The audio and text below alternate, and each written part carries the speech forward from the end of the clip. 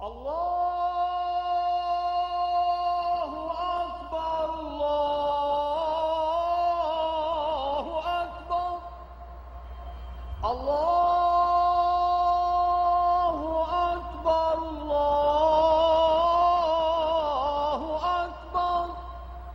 Cairo, a muezzin calls faithful Muslims to prayer.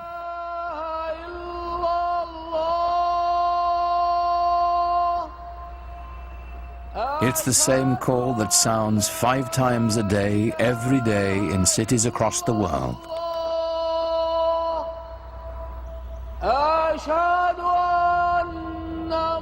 Nearly a quarter of the people on earth respond to it, bound together by the enduring spirit of Islam.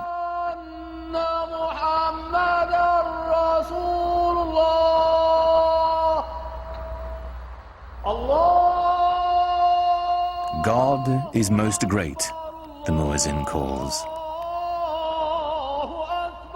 I testify there is no other God but God. I testify Muhammad is the messenger of God.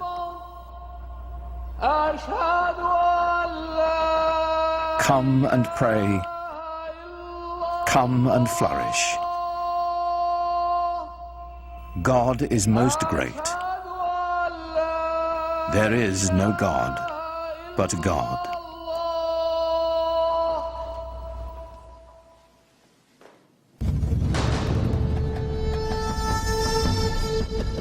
In the unfolding of history, Islamic civilization has been one of humanity's grandest achievements. A worldwide power founded simply on faith. A spiritual revolution that would shape the nations of 3 continents and launch an empire. For the West, much of the history of Islam has been obscured behind a veil of fear and misunderstanding.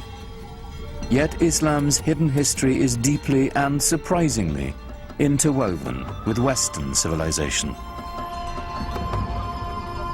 It was Muslim scholars who reclaimed the ancient wisdom of the Greeks, while Europe languished in the Dark Ages. It was they who sowed the seeds of the Renaissance, 600 years before the birth of Leonardo da Vinci.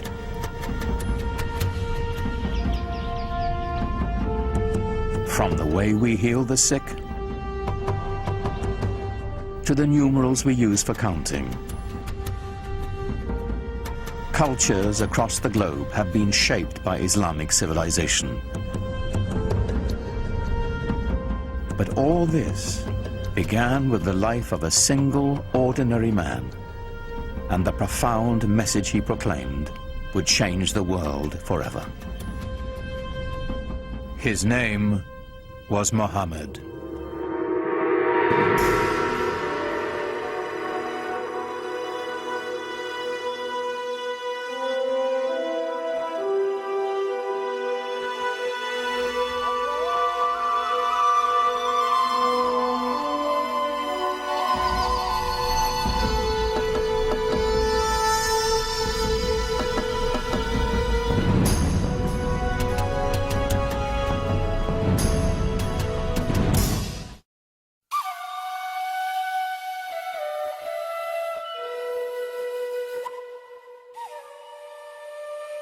To Muslims, the life of Muhammad is a story revered, in its mysteries as much as its certainties, that are beliefs held sacred.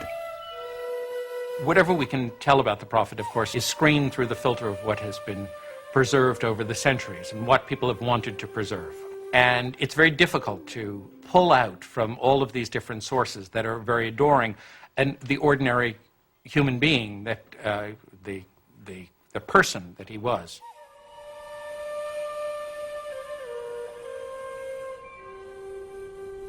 We do know that Muhammad was born in or around 570 AD in the sun-blasted Arabian Peninsula, a land of savage scarcity whose Bedouin tribes were locked in a constant state of tribal war.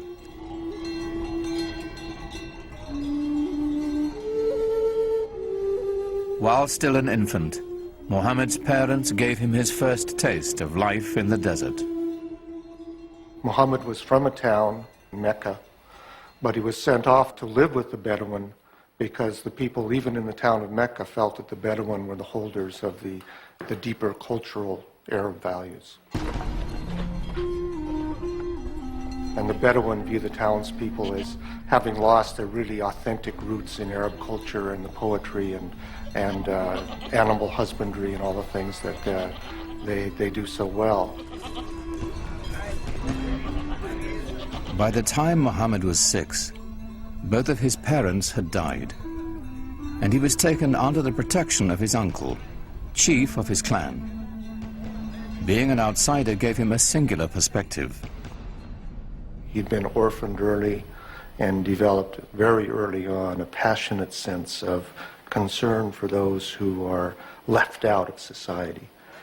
To be orphaned in a tribal society where clan and family relationships are your keys to everything, success, status, honor, dignity, is to face what it really feels like to be marginalized. And that obviously had a very deep impression on him as a young man. In some ways, it was detrimental, of course, to grow up without parents, but in other ways, he was so adaptable. He had many parents, he had many fathers, he had many mothers, so it made him a child of everybody. Muhammad's clan, like Arabs all across the Arabian Peninsula, would share the stories that had been told and retold for generations.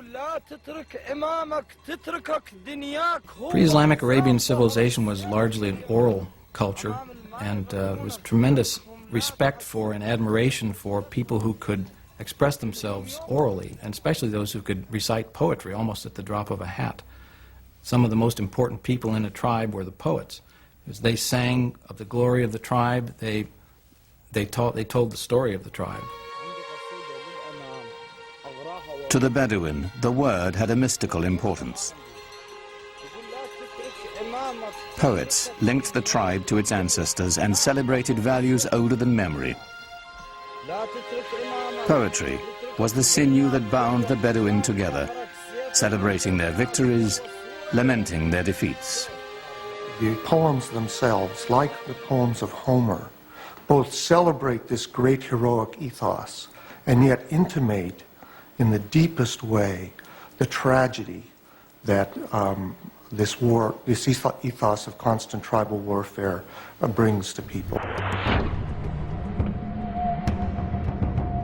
Warfare and conflict were the grim realities of a dangerous time. Muhammad's uncle taught him the skills he'd need to survive in a world where even a prophet would wield a bow and arrow.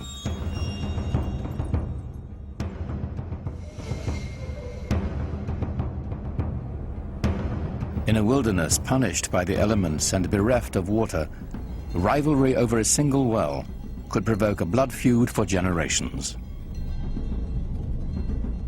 A real rivalry, real battles, and sometimes quite bloody. So the allegiance of individuals was to the family immediately, and at a larger extent to the tribe. Without the tribe's protection, no one could endure. Scattered across the peninsula were countless factions, all embroiled in bitter struggles, each defending its precious grazing lands, trade routes, and most importantly, its wells. Well, you have to understand, and most of the lands are dry. And so water is something that's everyone always considers precious.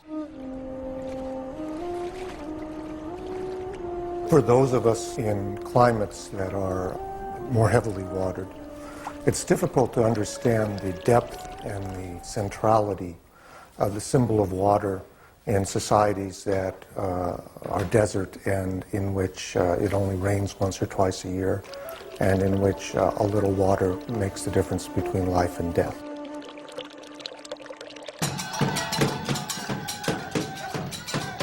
Each clan had its own separate gods and totems, to water and wind, fire and night.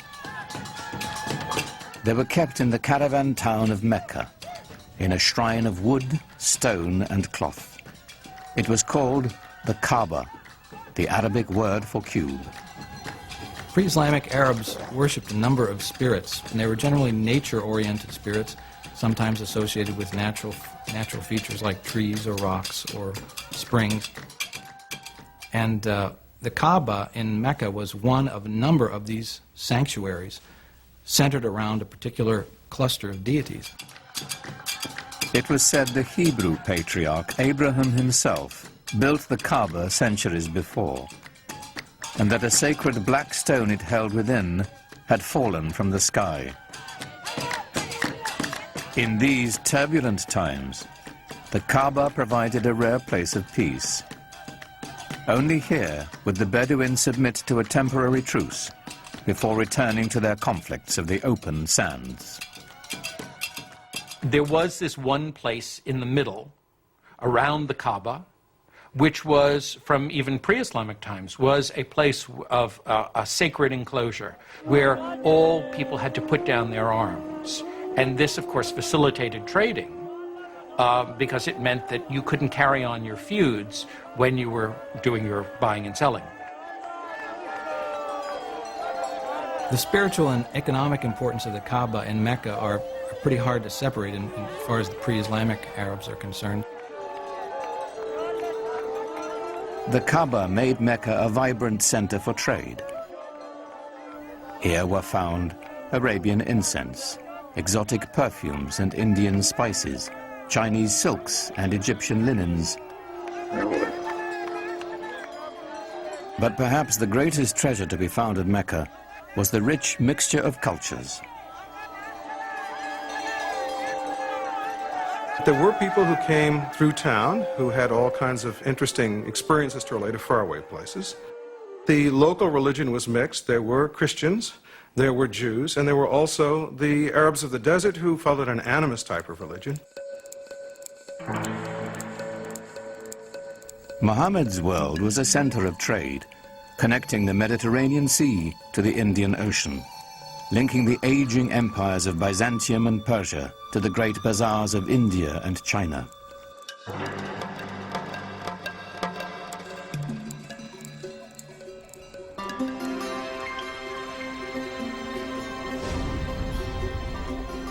Muhammad became a merchant.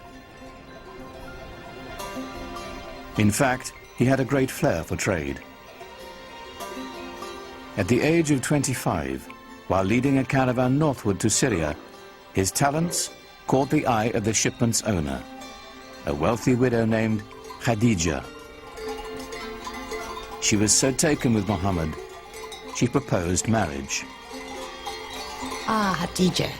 Well, I think she was a mentor as well as a wife, a very strong lady who had her own business, and Muhammad was helping her out. So it was a wonderful partnership, and I'm sure he learned a lot from her. He had a tremendous amount of contact with merchants coming from different parts of the world, passing through the Arabian Peninsula. I think he was a very intelligent man, very open-minded, and he was able to communicate with a great variety of peoples. He must have had great charisma as well. Muhammad had a way with people and with resolving their disputes. Once, when the Kaaba fell into disrepair, the clan chieftains quarreled over who would have the honor of putting the sacred black stone back where it belonged. Before violence could erupt, Muhammad proposed an equitable solution.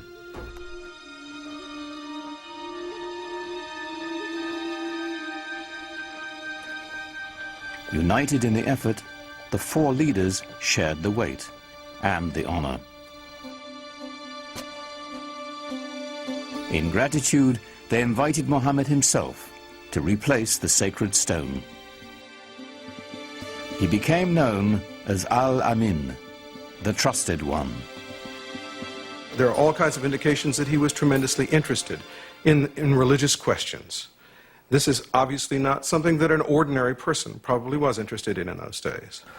He talked to sages, Arab sages. He talked to Jewish and Christian sages who lived in the area. He used to go up into the rock hills around Mecca and meditate, think about things.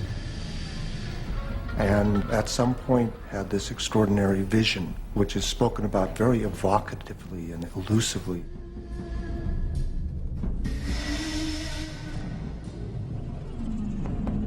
In a cave above Mecca, Muhammad had an experience that would be the defining moment of his life.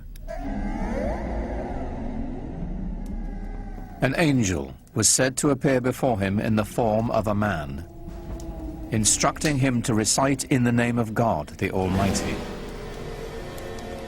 For Muhammad, it was an encounter as profound as it was deeply disturbing. You get a sense of what it would be like to be a normal person in society, perhaps unusual in the sense of your intensity for things like social justice and finding out what the meaning of life is, but not being endowed with anything that would seem miraculous by your friends.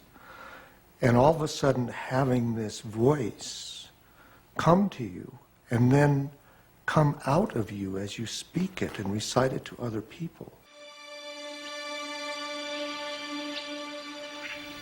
And that is the beginning of the prophetic career of Muhammad.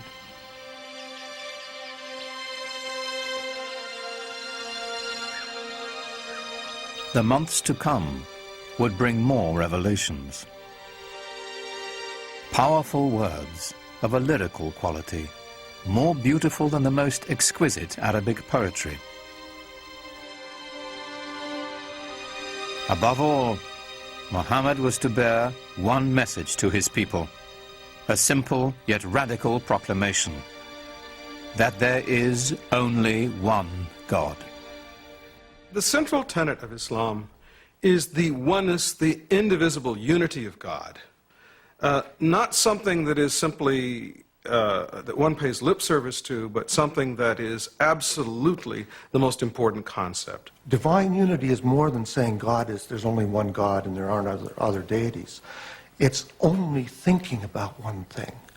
So to be thinking about possessions, to be thinking about status, to be thinking about power are all intellectual idols.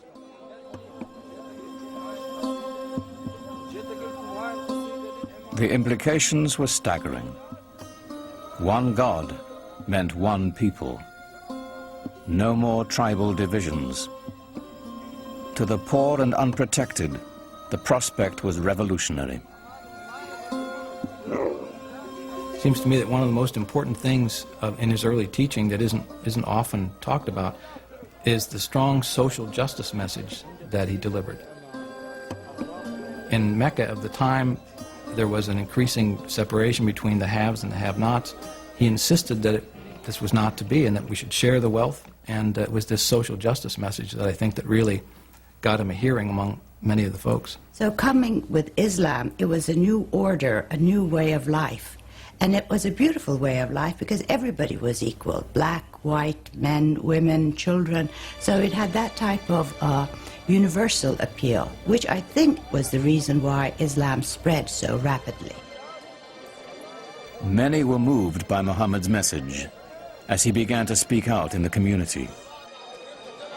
It had the suppleness and symbolic depth of the great pre-Islamic poems that had been created by this people and that had given this people in Arabia such an extraordinary ear for verbal expression, where verbal expression was the commanding cultural force. Some people called him a poet, and there's a Quranic surah basically saying, Muhammad is not a poet. Poets speak through desire.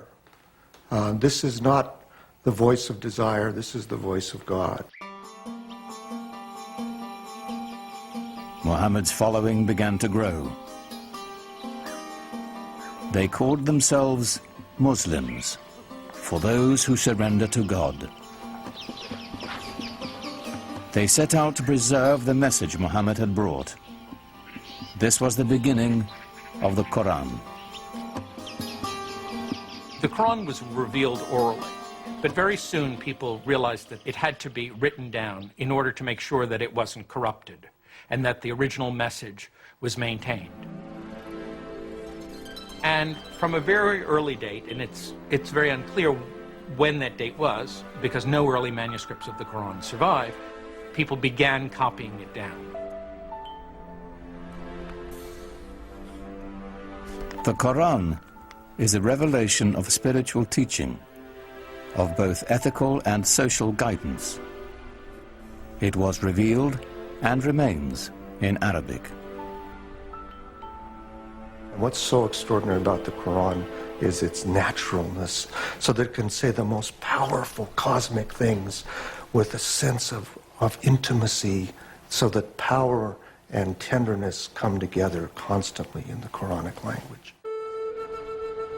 With words alone, the Quran delivers its vision to the faithful. Its imagery conjures a picture of the afterlife that resonates with all the power of traditional Bedouin poetry. Imagine yourself in the desert, surrounded by dust, by the glare of the sun. You wear cloaks to cover your body because the wind will just sear your skin right off your face. And you walk into an oasis. The temperature drops dramatically. There's a quiet there. The wind is no longer howling. Everywhere you look, you see green and color. The world of water and paradise are symbolically tied to one another. And the Quran conjured that up with just a few briefly chosen words.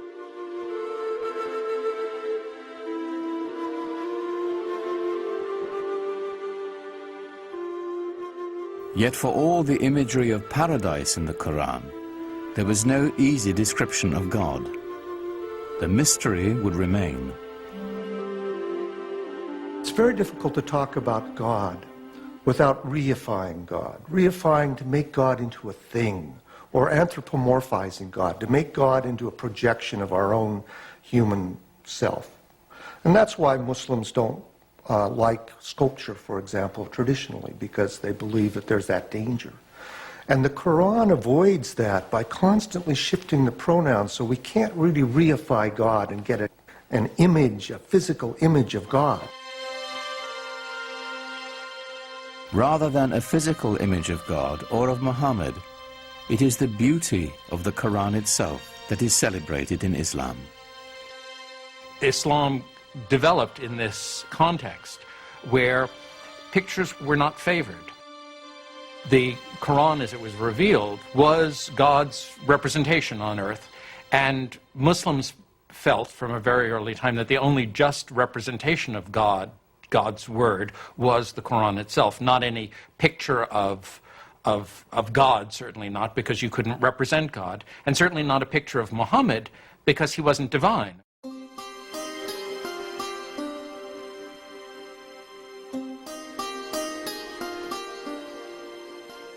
At certain times and places, people did make images of the Prophet Muhammad, but these are not religious images. These are not images meant to be worshipped. They're not images of a saint or of God. They are images of Muhammad as a historical figure.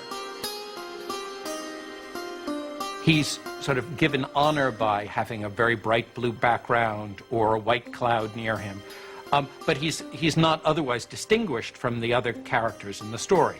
At other times, people did represent the Prophet, but he was always represented with a white cloth over his face to hide his face, so that there were different approaches to doing this. But in all of these are not devotional images. You're not supposed to look at them and pray towards them. You're to learn more about the history of your religion with the emphasis on history from them. As Muhammad's community grew, so did the opposition. People, of course, were skeptical and said, look, if you're a prophet, where's your miracle? And the prophets in the Quran, Moses had miracles, Jesus had miracles. Where's your miracle? The Quranic answer to that challenge is, this is the miracle, this Quran. But that wasn't miracle enough for the people who defined themselves by the gods of their ancestors and the totems of their tribe. Their doubts increased. The idea of life after death appalled them.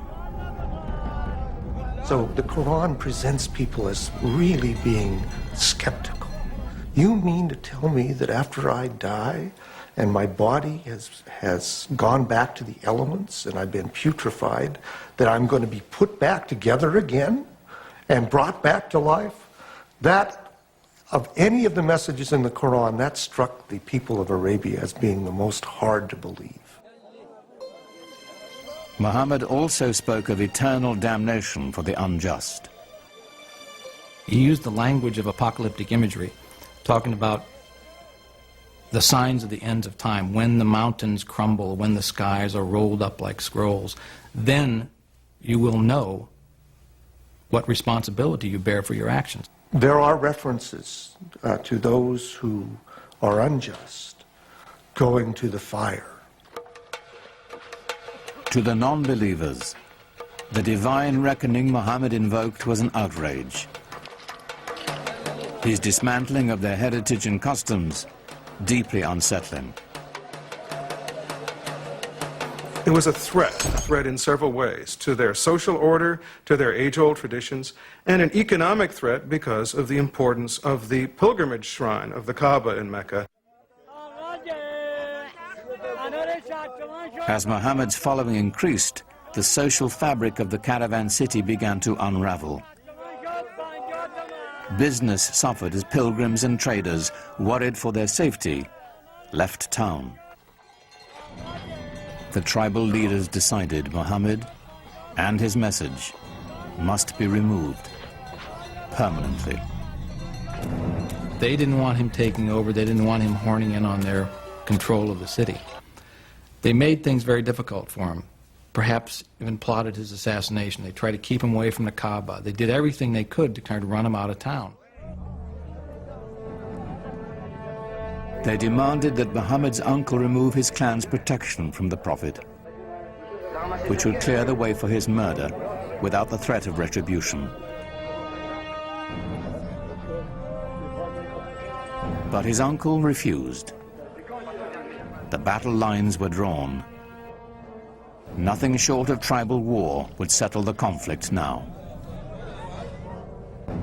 Muhammad is clearly asked to do extraordinary things, to tell the Bedouin to give up many of their notions of multiple gods, to give up their attachment to their ancestors and their tribal warfare in the way they had, things that could and did make him the object of scorn, persecution, and an attack.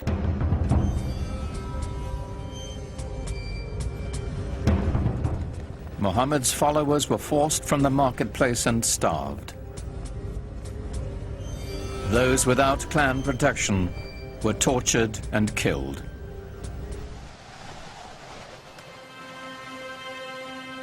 In 619 AD, Muhammad's wife, Khadija, died, and his uncle as well. Gone were his first great love and his only protector. Here at last was the opportunity his enemies had been waiting for. But in the lush oasis town of Yathrib, north of Mecca, a refuge opened to Muhammad and his people. Clan rivalries had become deadly in the town, and they desperately needed a peacemaker. They had heard that Muhammad was a very trustworthy man. They heard that he had great arbitration skills, and they thought, let's see if we can't get him up here and help us out. So they invited him.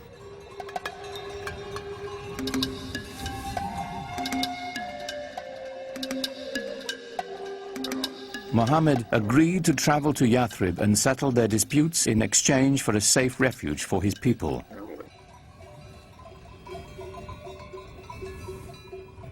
For Muhammad's followers, Leaving the place of their ancestors, their families and tribes, was the ultimate test of devotion.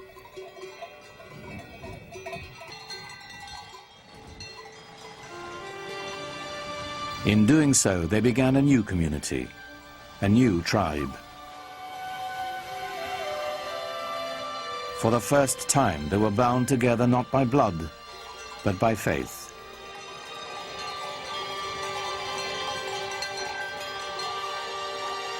In the course of a single caravan journey, Islam marks its true beginnings. Their journey is known as the Hijrah. 622 in the Christian calendar marks the Muslim year 1.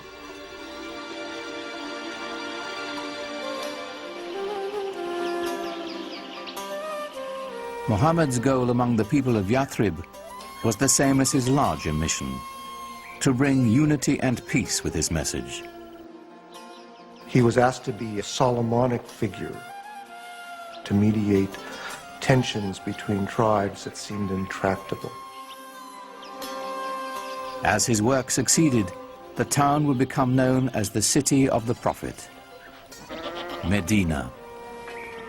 Muhammad's great task in Medina was to try and bring together these various groups and to try and forge a community of believers in a way that would bring people together in a sort of harmony. To the divided clans of Medina, Muhammad offered a vision of solidarity. But even as he spread the word of Islam, he didn't challenge the beliefs of other faiths. Islam sees itself in relationship to the earlier revealed religions of Judaism and Christianity and treats them as people of the book. It believes that God had revealed himself, his word, to mankind many times, to Moses, to Jesus, for example, but each time people went astray.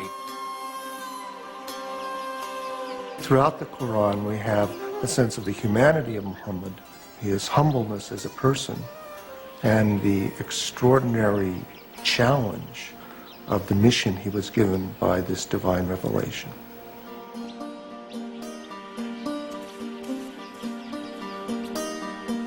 As the Muslim community grew in Medina, a life of simple devotion and ritual developed.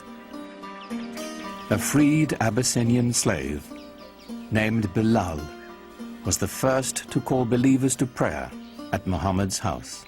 Allahu Akbar!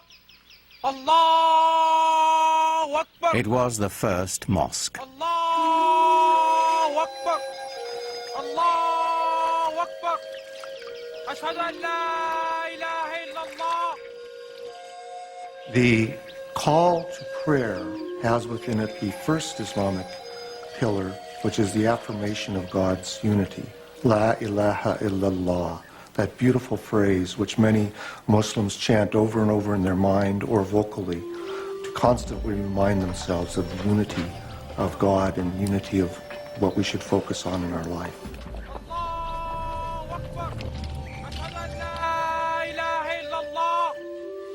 أشهد أن لا إله إلا الله أشهد أن محمدا رسول الله. Praying together is a good thing. It cements the idea of belonging to a movement, to a religion, to an organization, to a community. The result is something very, very powerful, even to watch, even for a non-believer or someone from another religion. We carry out physical gestures of prayer in worship that unify our body and our mind and our soul, all at the same moment of bowing and touching our head to the ground toward that exact center. What could be a more powerful symbol of unity? It's said that while he was in Medina, Muhammad received a revelation instructing those in prayer to face in the direction of the Kaaba in Mecca. Though filled with pagan idols, it was still the shrine of Abraham, the first believer in the one true God.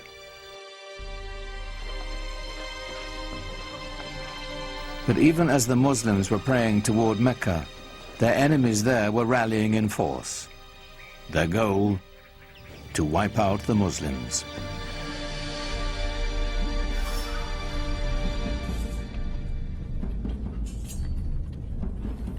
Muhammad's people began to gather arms.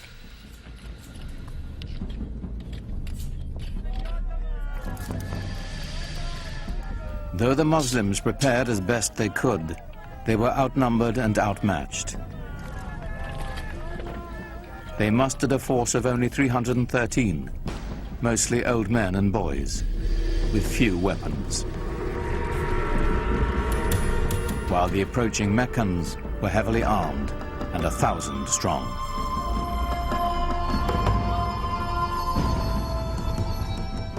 For years, Muhammad had tried to bring Islam to the people of Mecca peacefully. Now it was time to fight.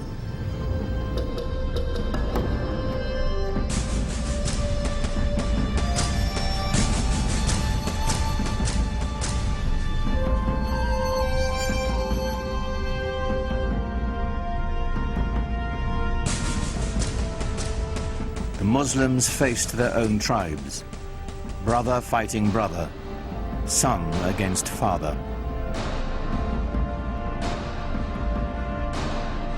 Yet they came armed with a powerful weapon, a passionate belief in their faith. Muhammad's troops fought with every confidence that God's will was guiding them.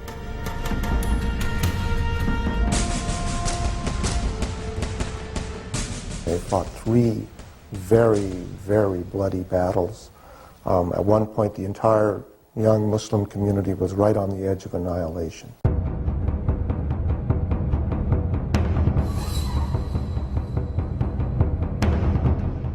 For 3 years, the Muslim army held out against staggering odds.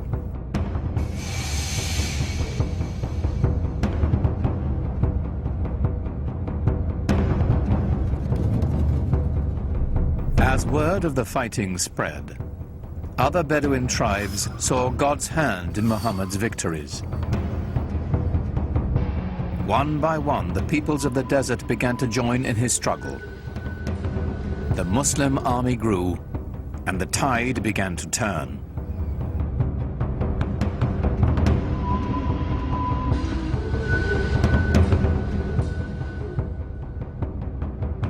The Muslim forces advanced to the outskirts of Mecca. It was a furious siege that lasted for nearly a month. Until, finally, the city fell to Muhammad.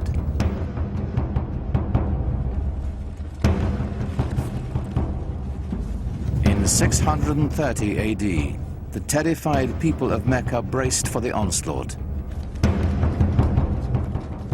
Muhammad's army was returning home, now 10,000 strong.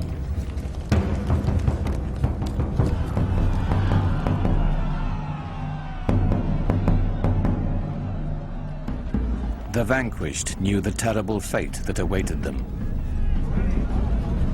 According to the modes of tribal warfare, the Meccans could expect a big revenge. The men are usually killed, women and children are sold into slavery. There's little pity for the loser in a tribal war. Of course, that's standard around the world.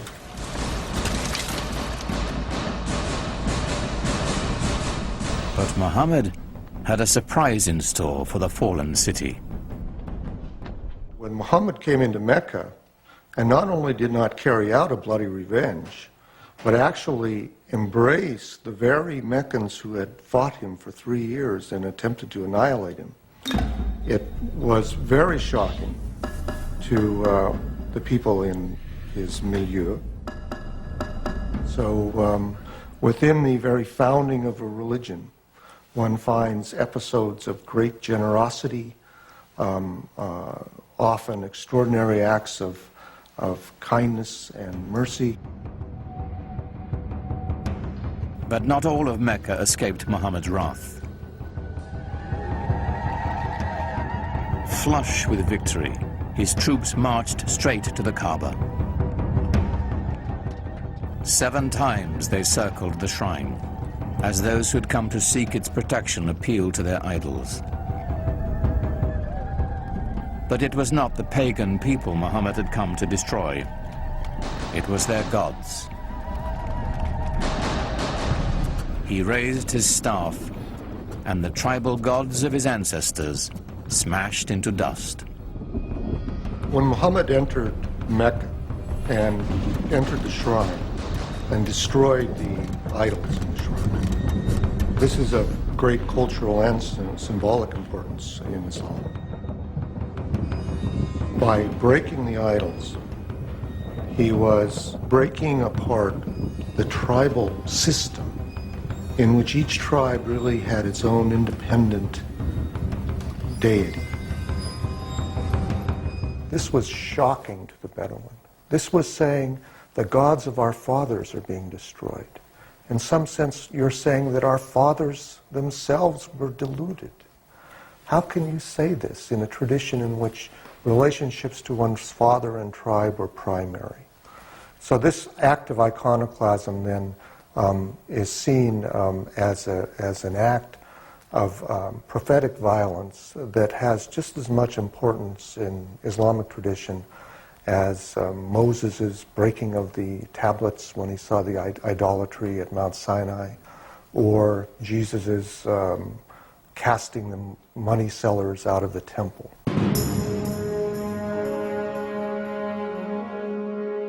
The destruction of the idols was a new beginning, a breaking from the past and the creation of a powerful new force. Mecca was just the beginning. One after another, the tribes of a nation were summoned to the fold and united under the banner of Islam. A worldwide community of faith was begun, born in an extraordinary alignment of history, personality, and conviction. What Muhammad did was to bring a sense of solidarity, a sense of mission, and he united all these separate segments within the peninsula. From then on, moved eastward, westward, northward, southward.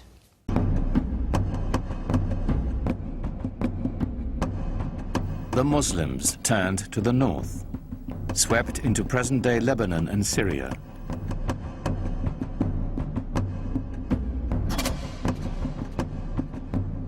They continued west into Egypt and quickly across North Africa, fortifying the coastline of the Mediterranean.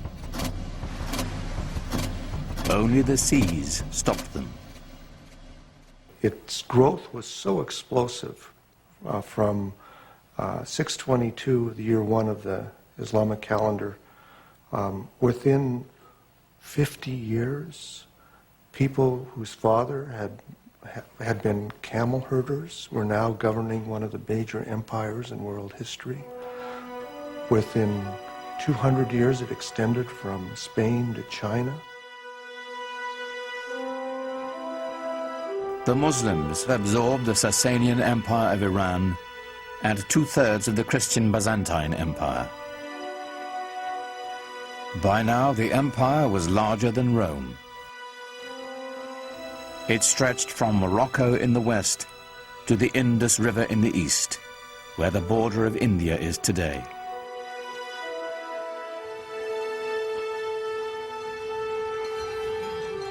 How had it happened that so small an army could conquer an area so large, so fast, so easily?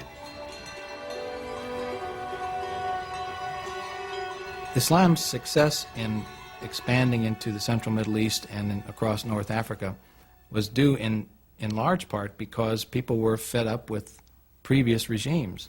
So the idea that Muslims were going across the world saying convert or die is really not accurate, not at all. That it didn't have a heavy hand. They didn't rule with a heavy hand. They allowed the conquered peoples to maintain their their administrative structures. They allowed the Christians and the Jews to maintain their religious law and to be governed by them. And so, in many cases, conquered peoples did not feel the presence of the new regime very heavily.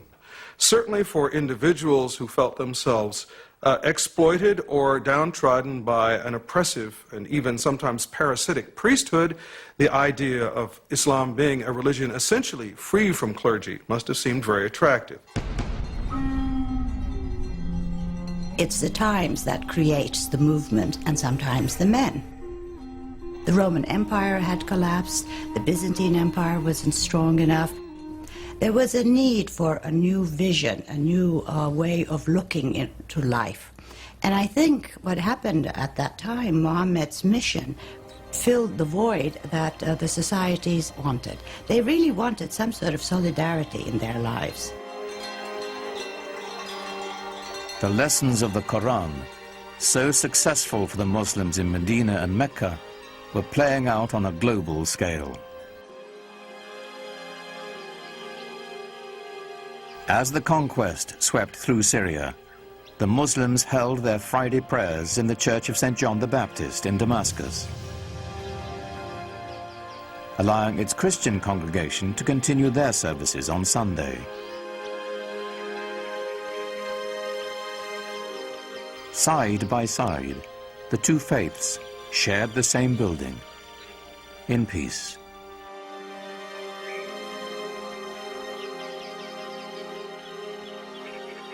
As the Muslim community grew, they bought the old church from the Christian congregation and built a huge mosque on the site.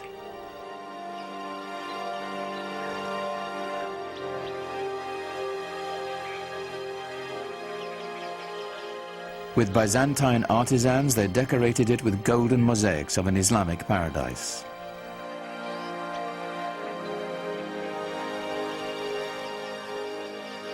The Great Mosque of Damascus would become a model for new mosques to come, all across the empire.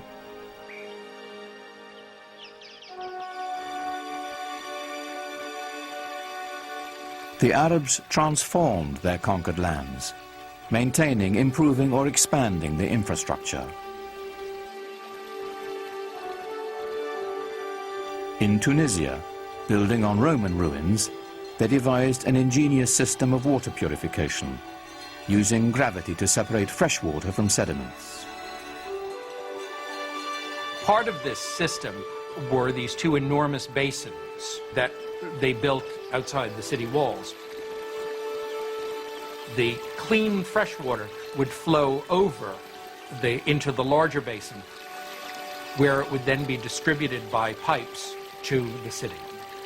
This is, hundreds of years before anyone in Europe ever thought of having running water.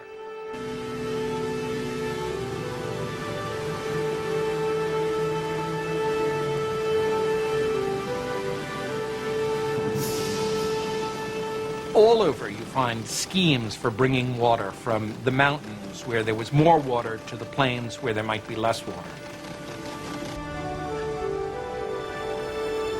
They resurrected elaborate irrigation systems, filling the old stone aqueducts with precious water.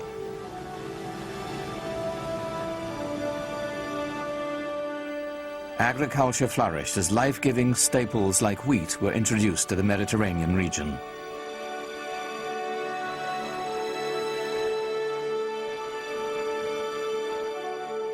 But Muslims saved their most monumental feat for the holy city of Jerusalem.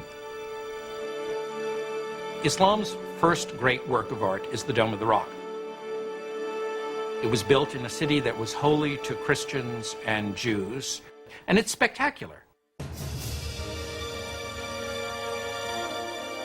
Like Mecca and the Kaaba, the significance of this holy site goes back to Abraham, for the rock within is said to be the place he nearly sacrificed his son.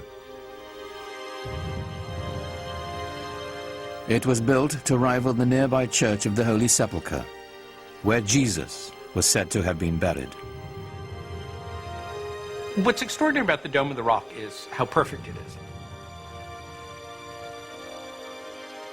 People revered this site as some place that was holy to Abraham and to Isaac. Imagine, if you will, these new guys coming in and taking over this piece of prime real estate and building a new building for a new religion that sits on top of a mountain and sparkles and glitters in the sunlight for everyone to see. This is not something that a fly-by-night. This is something big and important. Islam has come to stay. In just 100 years, Muhammad's vision had transformed the spiritual and political map of the world, and his followers had established an empire larger than Rome. But Muhammad never lived to see it. In the 11th year of the Islamic calendar, 632 AD, only 2 years after the taking of Mecca, Muhammad died.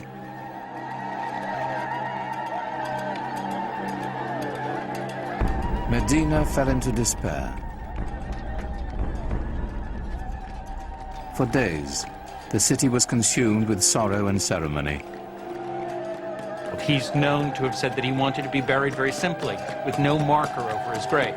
He didn't want people to worship his grave. That would interfere with their worship of God. God had spoken to them only through Muhammad. Now that the Prophet had left them, perhaps God would as well. Muhammad's death set up a crisis in the young Islamic community. The question of succession was the first thing that really occupied people's concerns. At this point, there was a divergence of opinion as to how the community should go about choosing a new leader. According to the Shiites, the faction, the Shia of Ali, Muhammad had indeed designated Ali, his son-in-law and cousin, as his successor. The opinion that came to be the majority opinion, or the Sunni opinion, held that Muhammad had not appointed a successor during his life, but had said, after I am gone, choose one from among your peers, from among the elders. And from the house there came out the man who would be his successor, Abu Bakr. And he addressed the people and said, if you worship Muhammad, know that he is dead. If you worship God, know that he lives forever. Here was the secret to Islam's strength and profound influence. The unifying power of one God, merciful and compassionate, the power of one people, bound by a common faith. Muhammad did not lead the conquest or create the empire to come. The transforming power of his message did. Out of that message would spring a font of knowledge that would transform humanity, as Islam continued to spread its reach far and wide. Awaiting the Muslims would be a new age. They would be destined for enlightenment, for new horizons, and a clash of great powers, the like of which the world had never seen.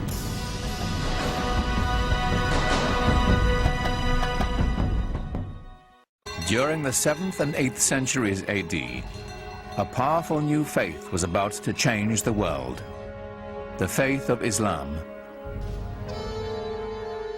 Its followers launched a conquest not only by the sword, but with the power of ideas.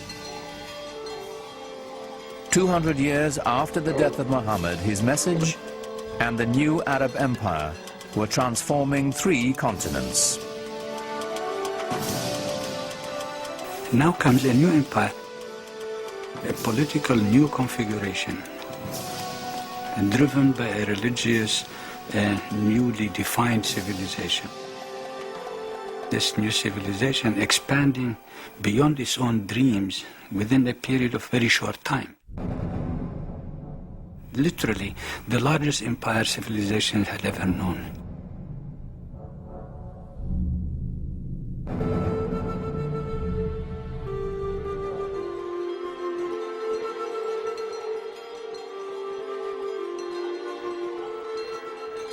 The Arabic word for conquest, fatu, literally means openings. Islam sowed the seeds of its faith to the four winds, and a world of opportunities opened before it.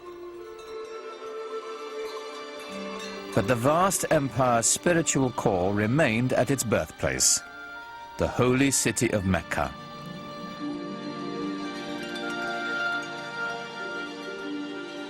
From every corner of the Muslim world, the faithful embarked on the traditional journey to Mecca, a sacred pilgrimage known as the Hajj. The pilgrimage became a central devotional and ritual feature in Islamic life. In fact, since the life of Muhammad himself, the pilgrimage has symbolized, probably more than any other Islamic ritual activity, unity among all people and equality.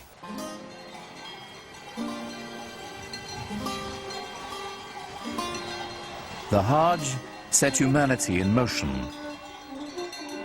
For the first time since the reign of Alexander the Great, cultures and caravans now flowed freely. Borders closed for 1,000 years opened. Both ideas and goods went back and forth over incredible distances. Since every Muslim is enjoined once in his life to visit Mecca, it means that there were caravans carrying goods and pilgrims and ideas and people.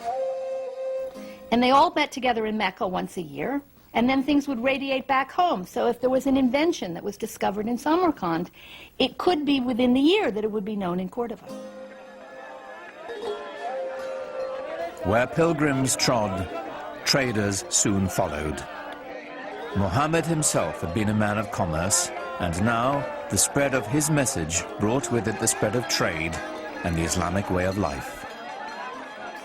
Trade was incredibly important in the Islamic world simply because of its geographical position. It was, and still is, between West, what we call the West, and what people always called the East. So it was a natural land bridge connecting China to Europe.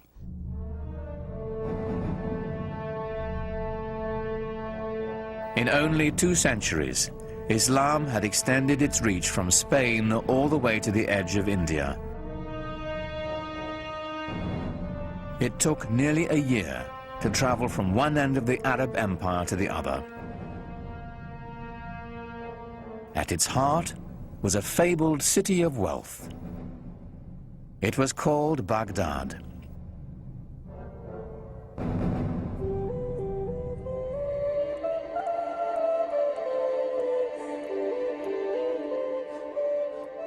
The palaces of ancient Baghdad have been lost over the centuries, but in its glory, it rivaled ancient Athens or Rome. It was a magnificent architectural achievement, the pride of Islam in a new age. One visitor left this account. All the exquisite neighborhoods covered with parks, gardens, villas, and beautiful promenades are filled with bazaars and finely built mosques and baths. They stretch for miles on both sides of the glittering river. But what made this the greatest city of its time was more than just what met the eye. It was the company it kept. Scholars made Baghdad the jewel of the world. Certainly from the 8th century on, Baghdad was the center of learning in the Islamic world, and all major innovations either came from Baghdad or quickly came to Baghdad because the best people came to Baghdad, the best thinkers, the best philosophers, the best artists. They came in search of answers to pragmatic questions. The empire's meteoric growth had left its new leaders overwhelmed. They had staggering engineering and logistical problems to contend with. Solving them would take the greatest minds of the day.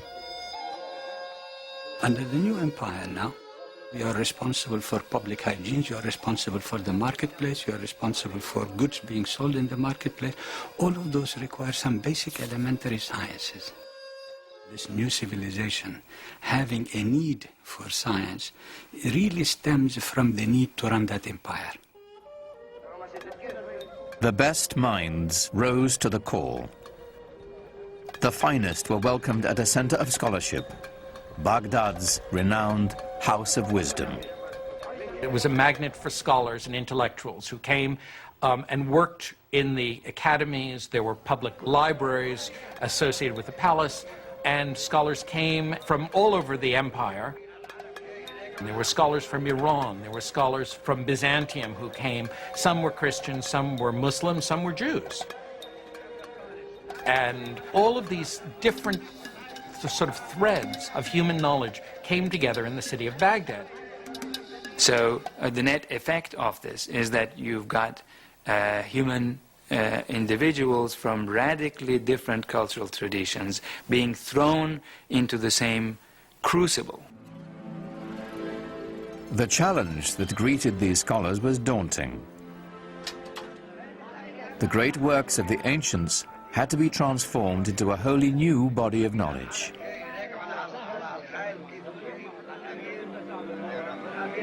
Competition for jobs developed within a new intellectual elite.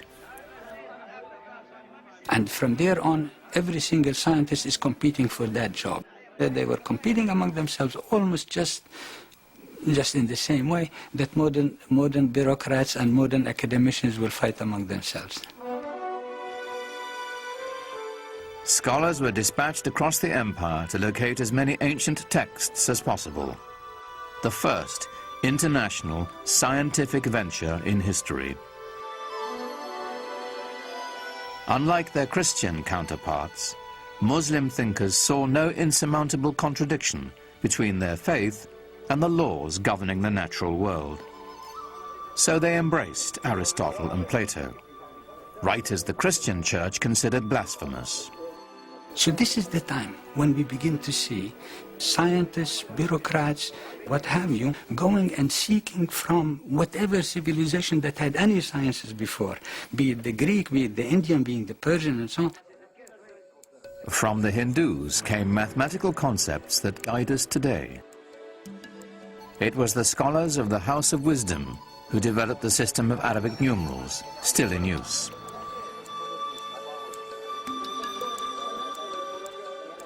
It is they who translated and transformed the writings of the Greeks and made a gift of them to the modern Western world. The Renaissance had its beginnings in Baghdad. They managed to assimilate quite a lot of the rich legacy of the Hellenistic world, translated into Arabic initially, which was then made available to all other participants in the new Islamic civilization. Arabic emerges as the language of learning throughout the region. This is a very significant development in human intellectual history. Having amassed the knowledge, the Muslims now began to challenge it. This was perhaps their most important contribution. The scientific process was born. They wanted to know why a very intelligent Greek scientist, whose text they were just admiring and they were verifying it, why would he make a mistake in the first place? So they began to dig, was it because he didn't have the right instruments, or is it because he didn't have the right methodology to use the instruments for the verifications of observation? It is this spirit. You see, the spirit of questioning, the spirit of saying that we have to build science constantly on a systematic, consistent basis where we make a physical proposition of how the universe ought to be run, and the mathematical representation of that physical universe ought to match. Now you begin to have what I call the birth of the new Islamic science. Algebra and trigonometry, engineering and astronomy, countless disciplines integral to our lives today trace their roots to Islamic scientists. More surprising, perhaps, were their innovations in medicine.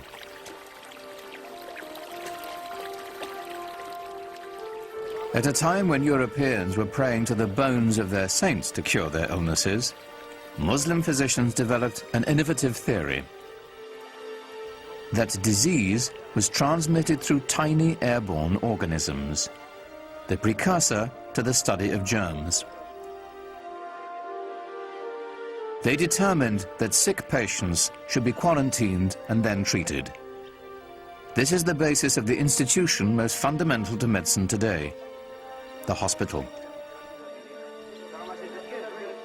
Funded mainly through religious endowments, Muslim hospitals had separate wards for patients suffering from different kinds of disease.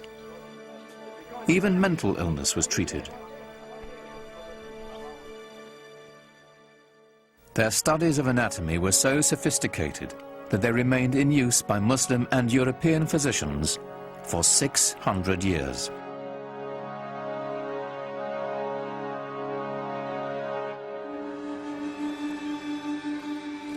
Muslim scientists were especially intrigued by light, lenses, and the physiology of the human eye.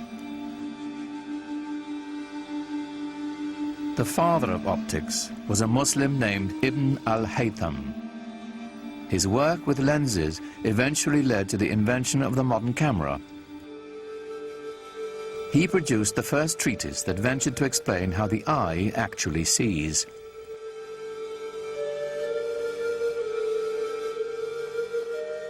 A 1,000 years before the West dared to take up the practice, Muslim doctors were removing cataracts surgically, clearing them from the eye with a hollow needle.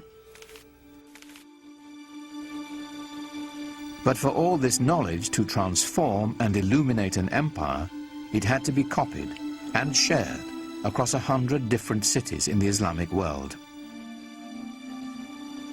For this, there was a new invention, one that is still fundamental to learning and knowledge today: paper. Around the year 700, 750, when Muslim armies reached Central Asia, they encountered paper for the first time. And very quickly, the Muslim bureaucracy started using paper. You find that, within 50 years it's in Syria, and then a few years after that it's in Egypt, and then it's in North Africa, and then it's in Sicily, and then it's in Spain. And that's where Europe learned to make paper from. They learned to make it from the Arabs. We begin to have people with family names like papermaker. So in other words, not only that paper was available, it must have become a very, very widespread industry. And hence, the acquisition of books must have also become very easy. With the wide use of books and paper, hundreds of scribes, some of whom were women, were kept busy transcribing the translations and new writings of the Baghdad scholars. All of this knowledge that's being acquired from the Greeks and from the Indians and from Central Asia and stuff is all being written down in books on paper, and that these books are being copied and recopied and sent around. We know, for example, that there was a street of booksellers with more than 100 shops, each one with paper and books for sale. And this is a time when, in Europe, a monastery would be lucky if it had 5 or 10 books. While the monks of the West were hoarding their wisdom on scraps of expensive parchment, paper enabled Islamic civilization to spread its newfound knowledge far and wide, creating a single community linking 3 continents.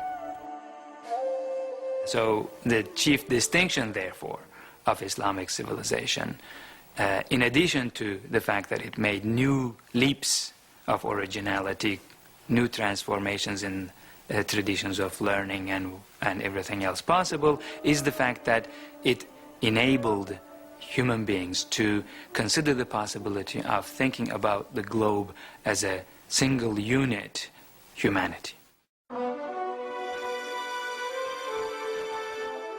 In all the broad empire, there was one place the Christian world could experience the lifestyle Muslims now took for granted: southern Spain.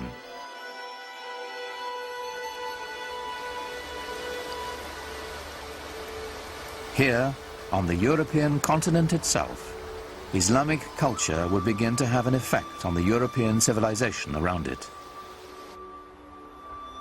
1,000 years ago, the Spanish city of Cordoba was a center of learning and culture that rivaled Baghdad. Today, Cordoba's narrow lanes hearken to its medieval past. During the Dark Ages, this was the most prosperous and sophisticated metropolis on the continent. It had streetlights and paved roads, libraries, hospitals and palaces. This was a city of light, a Muslim city. The city of Cordoba in the 9th and 10th centuries was one of the biggest and most exciting in Europe. We have descriptions of it by people coming and saying, all these flowers everywhere, this open streets, this wonderful light coming down. Northern cities were dark. Cordoba had running water. People lived in big houses. In contrast, in Paris, people lived in shacks by the side of the river. The glory of medieval Cordoba is here, in what is now the great Roman Catholic Cathedral in the middle of town. But the Cordoba Cathedral of today began its life as a mosque, one of the grandest of the Islamic Empire. The Great Mosque in Cordoba was simply the biggest mosque in the biggest city in southern Europe. When you climb up into the church tower, which used to be a minaret, you look out over this expanse of roof, it's quite amazing to see this cathedral, complete with flying buttresses, popping up out of the middle of this massive mosque.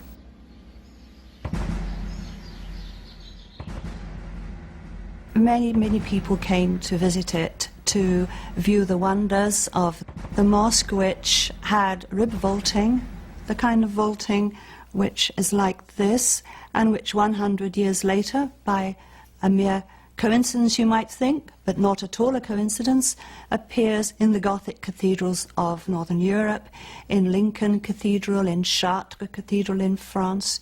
Where does that come from? Obviously influenced by the great Mosque of Cordoba in the south of Spain. For the occasional European Christian traveler, Cordoba was their one opportunity to glimpse the Islamic world. What they saw was shocking. Most of Europe at that time languished in poverty and squalor. Cordoba was a pageant of prosperity and enlightenment. In the 10th century, there was a Saxon nun with the unpronounceable name of Hrotswitha, who called medieval Cordoba the ornament of the world. She was very taken with the place, and there you are, she's a Christian nun.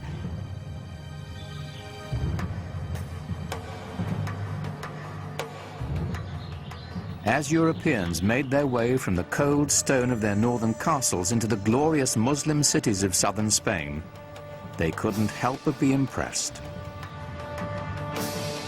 In the green hills above Granada was a palace of startling elegance, a shining example of the richness and sophistication Islam brought to medieval Europe.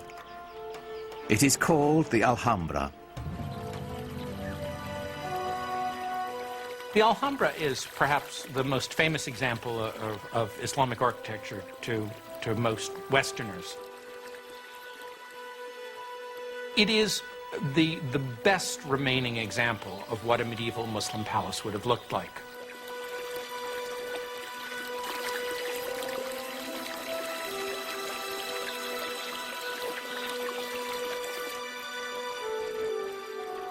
Echoed in the finely carved geometric plasterwork and marble pillars is a vanished lifestyle of extraordinary luxury.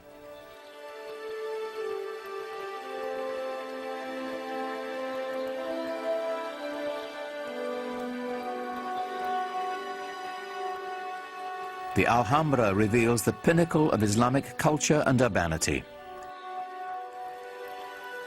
The beauty of the Alhambra is not so much in the individual details. No, it's more the combination of everything. That is, this wonderful sort of orchestrated interplay of different textures and surfaces, of light and space and water playing inside and outside of buildings.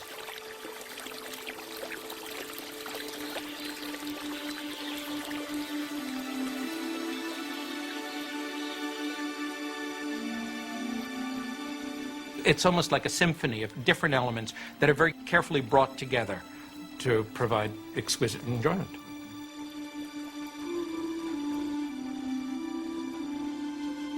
Here, the Muslim elite relished the good life. Reposing on lush carpets, surrounded by perfume and music, the privileged few debated the nature of God, the subtleties of Greek philosophy, or the most recent mathematical revelations from India, while they dined on spiced delicacies served on Chinese porcelains. They strolled the grounds through gardens irrigated by complex gravity-fed water systems.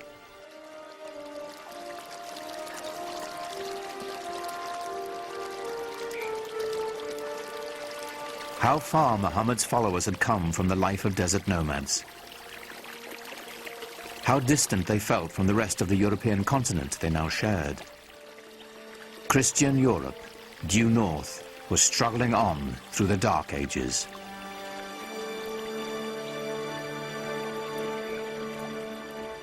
But at the dawn of the 11th century, a tragedy in Jerusalem would put Muslims and European Christians on a collision course. Jerusalem was ruled by an Egyptian caliph, an infamous man named Al-Hakim. Al-Hakim was certainly a deviation from the norm. Clinically speaking, I suppose today we'd regard him as a madman, as someone who was simply insane. For 200 years, Christian holy places in Jerusalem had been respected and protected by Muslim rulers. In 1009, the Egyptian ruler Al-Hakim broke with that tradition. He ordered the holiest church in Christendom destroyed. And horror of horrors, he burnt down the Church of the Holy Sepulchre in Jerusalem.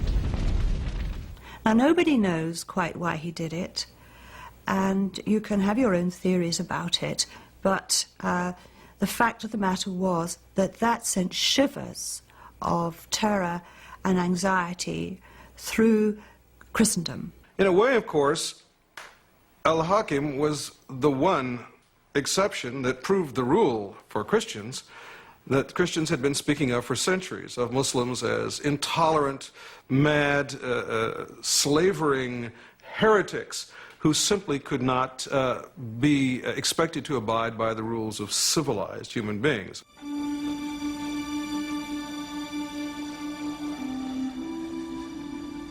The fact that Al-Hakim's successor rebuilt the Church of the Holy Sepulchre, it was done by 1048 with Byzantine help, didn't cut any ice. There was this perception now that things were not going well in the Holy Land. In Europe, anti-Muslim sentiment simmered.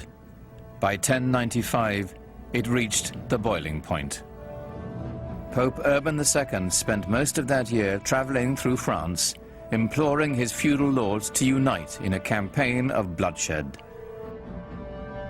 Hasten to exterminate this vile race from the lands of your Eastern brethren, the Pope demanded. Jerusalem is the navel of the world. She cries out to be liberated. Christ himself commands it. So we've got a merging or a coming together of military service and religion, which served the purposes, if you like, of a pope who in 1095 made his famous call to crusade to rescue the endangered holy places in the East, and in particular Jerusalem.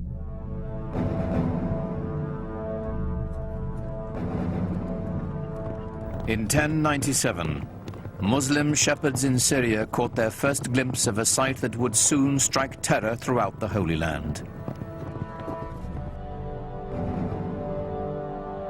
When the Crusaders struck, by sheer chance, the Arab Empire was at its most vulnerable, broken into feuding kingdoms and petty dynasties. They couldn't have chosen a better moment, because the Muslim world was in a very fragmented state. The great rulers of the time had died, and into that power vacuum there came this most unexpected enemy, the Crusaders from Western Europe. Who would have thought that a new enemy would come to the Islamic world from that unexpected quarter? It was completely unprecedented. It was a real surprise. The Muslims didn't really know who they were. They thought they were just another lot of Byzantines who were coming, as usual, to be a nuisance and fight on the borders. They had no idea that there was this extraordinary surge of religious fervor and fanaticism coming from Western Europe, and that the aim of this group was Jerusalem.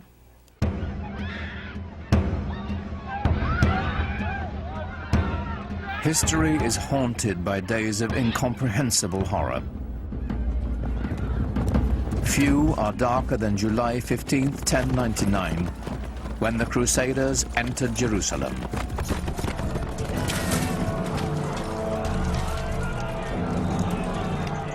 The massacre must have been terrible.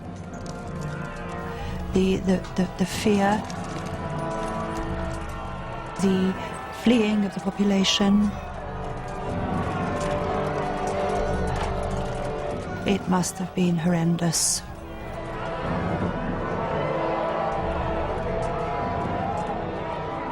From a letter to the Pope from the Crusaders. If you want to know what was done to the enemies we found in the city, know this. Our men rode in the blood of the Saracens up to the knees of their horses. They saw the holy city and they were in a state of exultation. And perhaps that's why, when they flooded through the gates of the city, that they were fired up with fanaticism and zeal, and that's why there was this terrible massacre in the name of Christendom. It was a blot on the name of Christendom in the Muslim view, and justifiably so. Even Christians weren't spared. At the Church of the Holy Sepulchre, dozens of worshippers from Eastern sects were massacred. To the Crusaders, they were nothing more than foreigners. The Christian chronicles record the carnage. The Saracens, who were still alive, dragged the dead ones out and made huge piles of them. Such a slaughter of pagans no one has ever seen or heard of. The pyres they made were like pyramids. They shocked the Muslim world when they came. There are a number of extremely moving lamentations in poetry which date from that period. And the Arab poets of the time talk about the feelings of anguish and terror which the Crusaders, or the Franks as they're called in the Arab sources, caused the local people, the old women, the young girls, those who are cloistered away in their houses are trembling with fear. The whole imagery is that of the rape of their land and the terrible impurities caused by these barbarian infidels coming into their sacred space. We have mingled blood with flowing tears, and there is no room left in us for pity. To shed tears is man's worst weapon when the swords stir up the embers of war. When blood has been spilt, when sweet girls must hide their lovely faces in their hands for shame.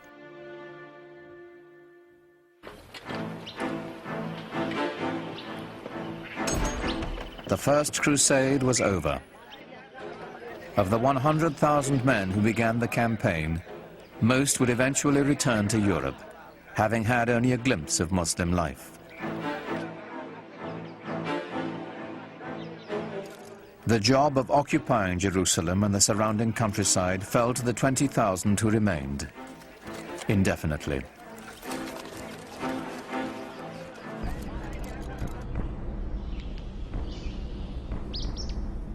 To secure their occupation, the intruders did here what they had done in Europe. They built castles. The Crusaders built the finest castles that the Near East has ever seen, and the proof of that is that they're still there. When everything else may have faded away, the Crusader castles remain a living testimony to their presence. And Crac des Chevaliers in Syria is the Crusader castle over them all. It's very, very big, it's strong, it's impenetrable. It's a living example of the way that a number of the Crusader castles couldn't be taken by siege. You can see for miles and miles from it and see the other castles that would have been, in visual distance for communication by fire and smoke signals. It's got, all the accoutrements of a good medieval castle with battlements and turrets and places for pouring boiling oil and other liquids down onto the enemy. But inside that castle, what was life really like? It wasn't merriment and festivity, it was constant fear. You had to be on the lookout in case someone was trying to mine the castle or to climb over the walls with scaling ladders. The people outside, the population, the local peasantry, they were not friendly, so you had to watch their movements all the time. It was a terrifying place. The Crusaders made treaties and broke them. They harassed the traders who passed by their castles. As they raided caravans, the Crusaders learned of a luxurious lifestyle unheard of in Europe. Well, materially, the Crusaders were just blown away by what they found in the Middle East, and they took a lot of it back with them. Inlaid metalwork, textiles, silks, things like that they had just never seen in such quantities before. The good life. These things they brought back to Europe, some as souvenirs, and in fact there was a whole industry that developed in the Middle East of providing souvenirs for the Crusaders to take back.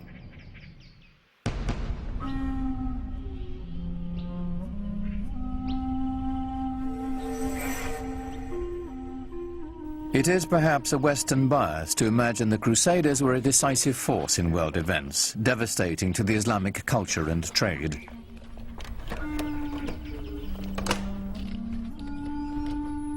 The truth is, while the knights of the Crusades were bunkering down in their castles, Islam was spreading its influence and flourishing. Muhammad's message rang out as clear and strong as it ever had. Allahu Akbar! Allahu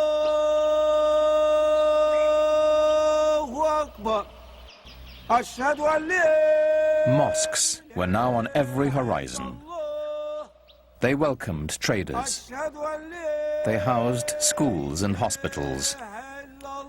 Through Islamic architecture, literature and music, a vibrant culture was emerging in celebration of a singular faith. أعوذ بالله من الشيطان الرجيم بسم الله الرحمن الرحيم إنا أنزلناه في ليلة القدر وما أدراك ما ليلة القدر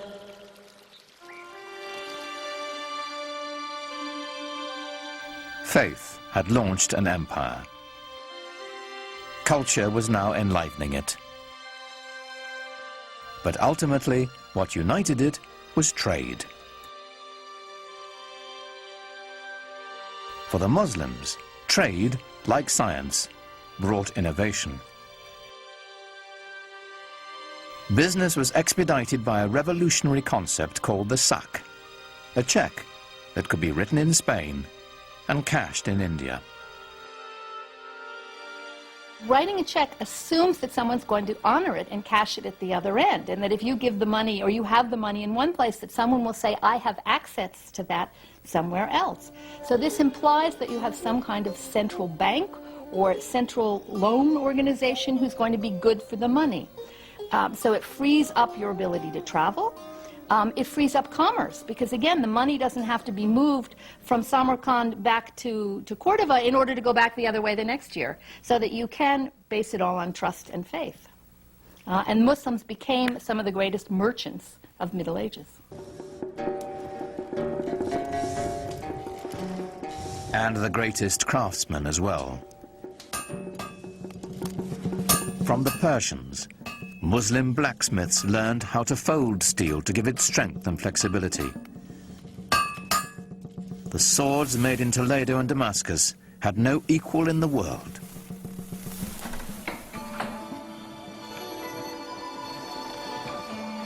But the economic backbone of Islam's expanding wealth was textiles.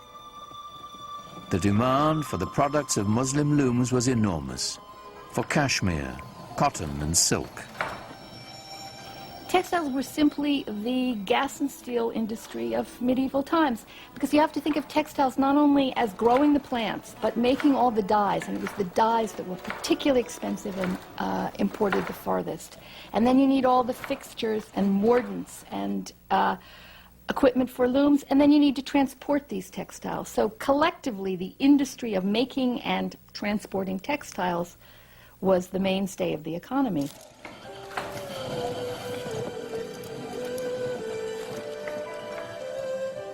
While Europeans settled for coarse woolen and linen garments, Muslims wore brocaded fabrics of organdie, damask and taffeta, words that came into the English language from Arabic and Persian.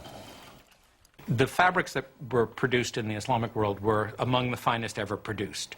And they were made of not only plain linen or cotton, but also very, very fancy silks, cloth of gold where silk thread is wrapped with gold, and with very, very complicated patterns. These complex patterns were coveted by wealthy Europeans and the church as well. When the Christians needed a cloth worthy of wrapping the bones of their saints, the choice was obvious. They looked to a Muslim loom. But sometimes the fabrics were trimmed with decorative Arabic text from the Holy Quran. And so the words of the Prophet sometimes appeared in shocking proximity to Christendom's holiest icons. It is not unusual to find in Italian Renaissance paintings, for example, to find paintings of the Virgin wearing a robe of very fancy patterned cloth and precious silks embroidered with gold or woven with gold designs. Sometimes they would say things with an Arabic inscription on it, which says, "There is no God but God, Muhammad is his prophet," in Arabic.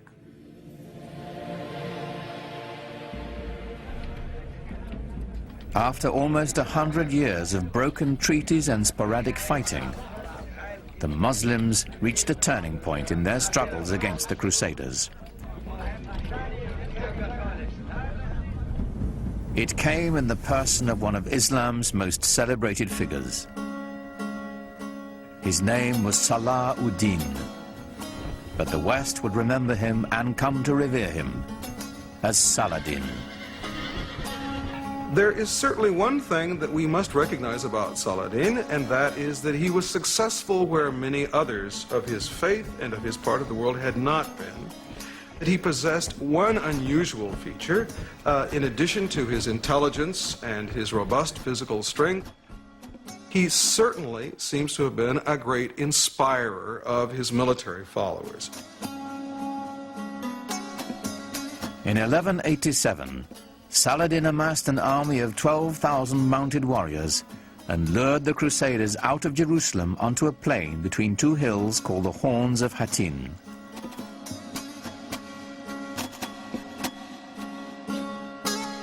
On the evening of July 3rd, after a long march, the Crusaders camped on a barren hillside. There was nothing but a waterless terrain. And we're talking about July, we're talking about the Middle East, we're talking about incredible heat and no water. As dawn approached, Saladin's men set fire to the tall grass, and a strong wind carried the flames into the Christian encampment.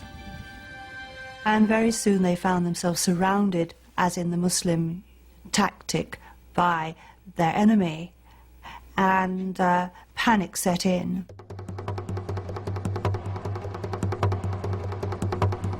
The flames bore down on them, and the heat became intense, Saladin's secretary wrote. The people of the Trinity were consumed by the fire of flames, the fire of thirst, and the fire of arrows. The army of the Crusaders was totally decimated. The victory at Hattin was a real turning point for Saladin. It meant that he could then proceed to take Jerusalem later on that year. 3 months later, Saladin entered Jerusalem. For the first time in almost a century, the call to prayer floated over the holy city once again. Allahu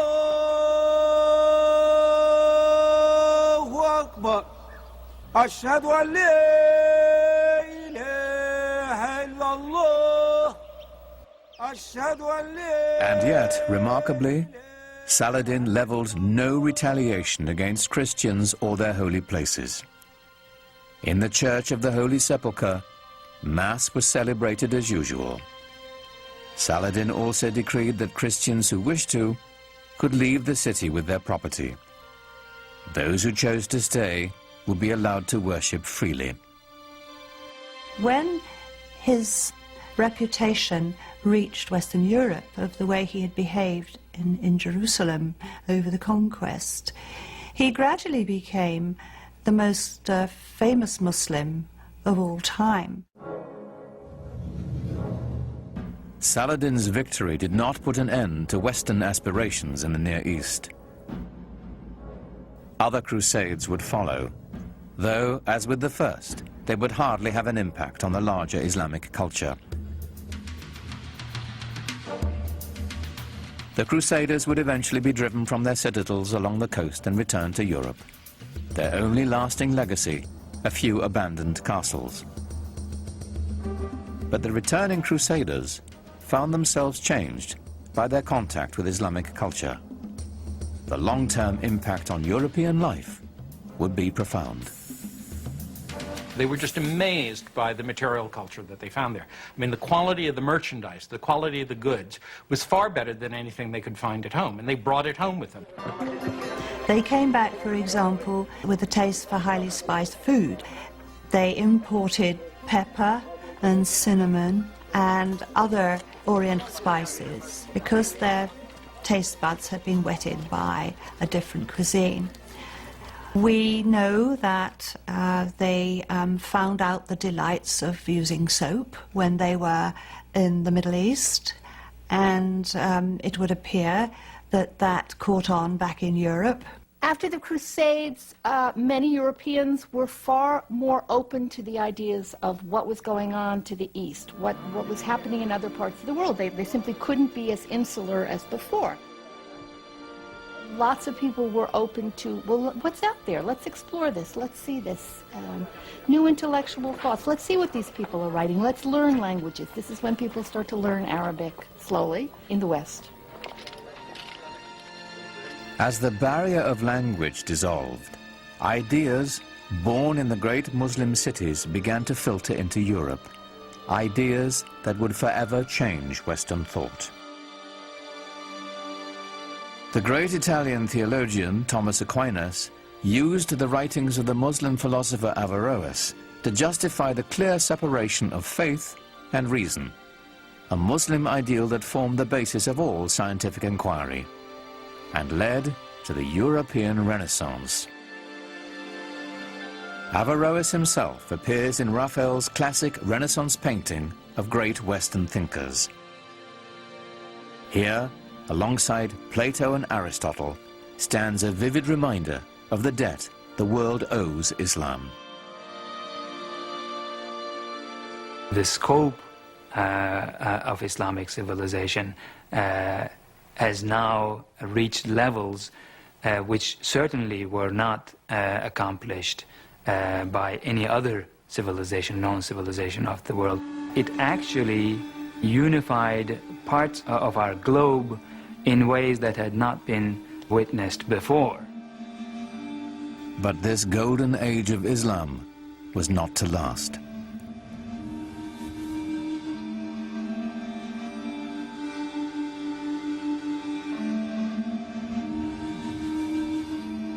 After shrugging off the Crusades and bringing the precious gift of knowledge to Europe, the great cities of the Islamic Empire would be brought to ruin by a force more terrible than anything the Europeans could muster.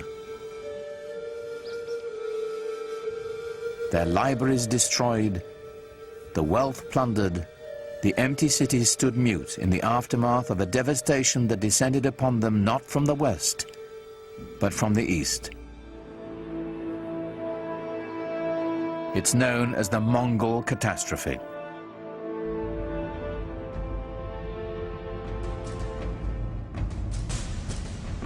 The Mongols were Turco-Mongolian nomads from the steppes of Central Asia. In the 13th century, they rampaged across much of Eurasia between the Ukraine and China. It wasn't long before they entered Islamic Persia.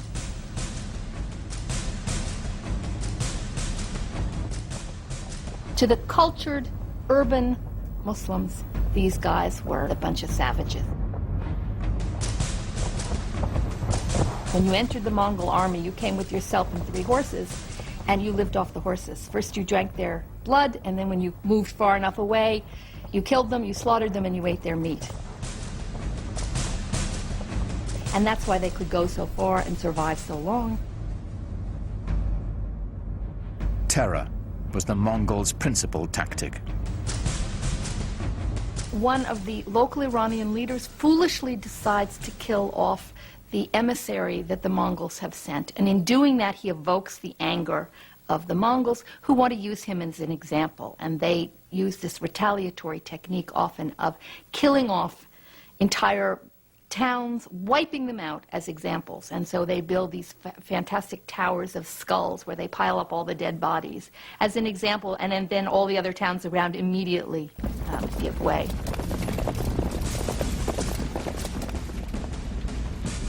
City after city fell before them. It was only a matter of time before they reached the center of Islamic power.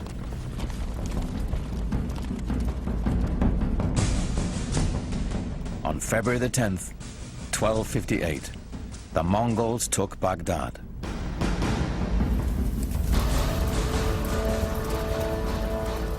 According to the Arab chroniclers, the Mongols put Baghdad to the torch and killed 10,000 inhabitants.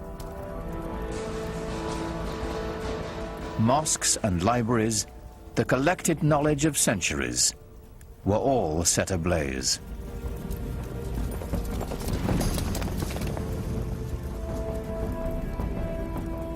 Within less than 50 years, the Mongols seized the heart of the Islamic Empire from the Arabs.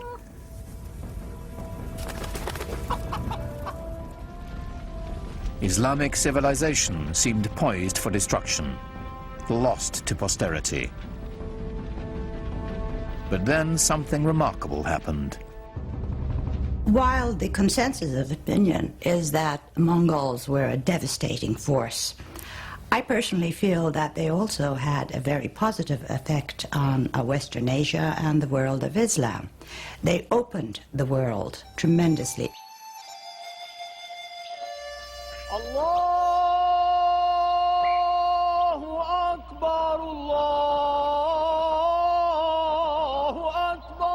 And historically, the most significant thing about the Mongols for us would be that they became Muslims, most of them, in the end, converted to Islam, and then became, after being these tremendously destructive forces, some of the greatest patrons of the arts and letters in all of Islamic history.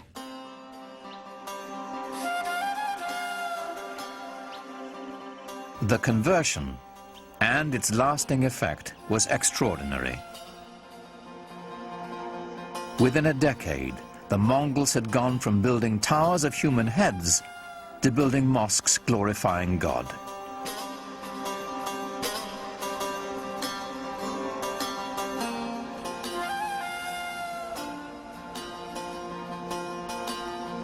It is not surprising to me that the land conquered the conquerors.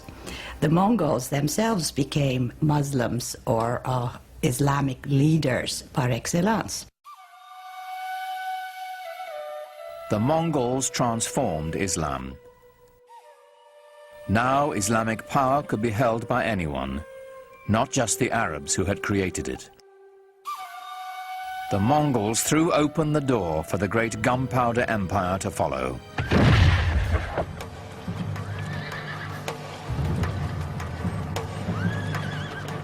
The empire of the Ottoman Turks.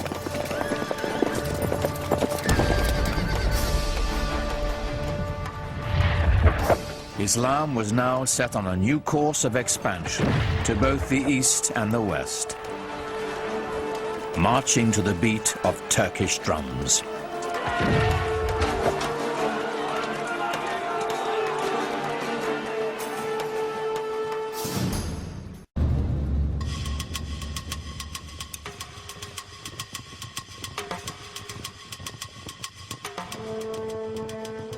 The Ottoman Turks began as a nomadic people from the steppe beyond the Aral Sea. For centuries they had wandered present-day Turkey looking for new pasture lands.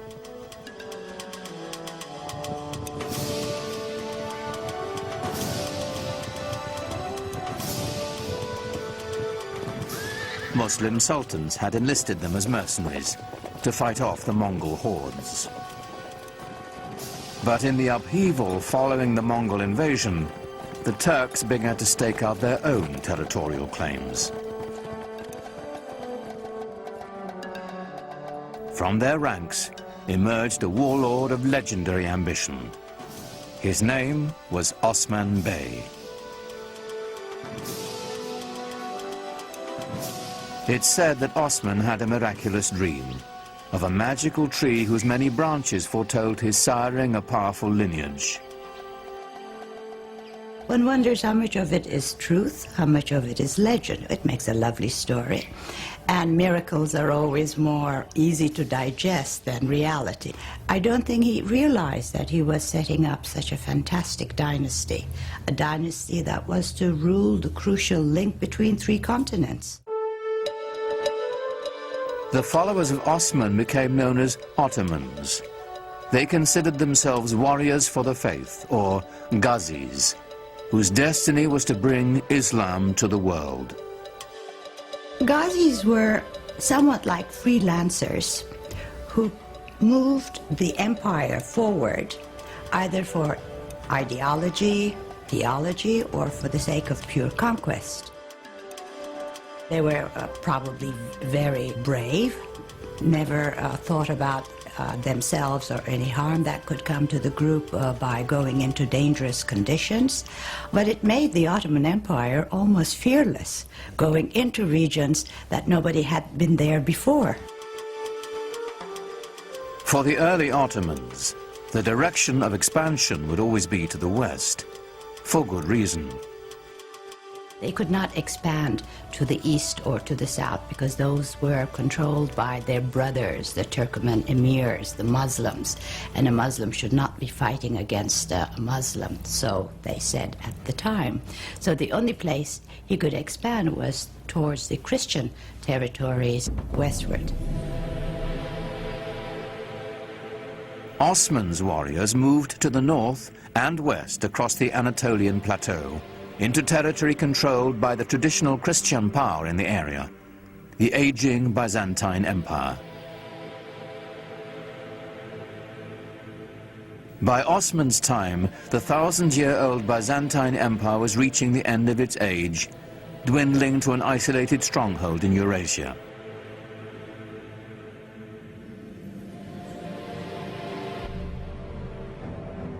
The Crusaders had already wreaked havoc across the region on their way to Jerusalem, sacking the capital city and helping to reduce the once proud Byzantine Empire to a few small warring states.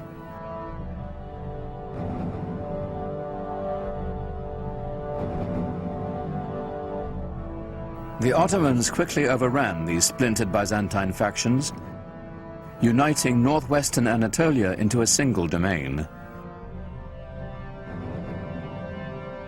In 1326, the Ottomans took the powerful Byzantine city of Bursa, a victory that would change the character of the Ottoman Turks forever.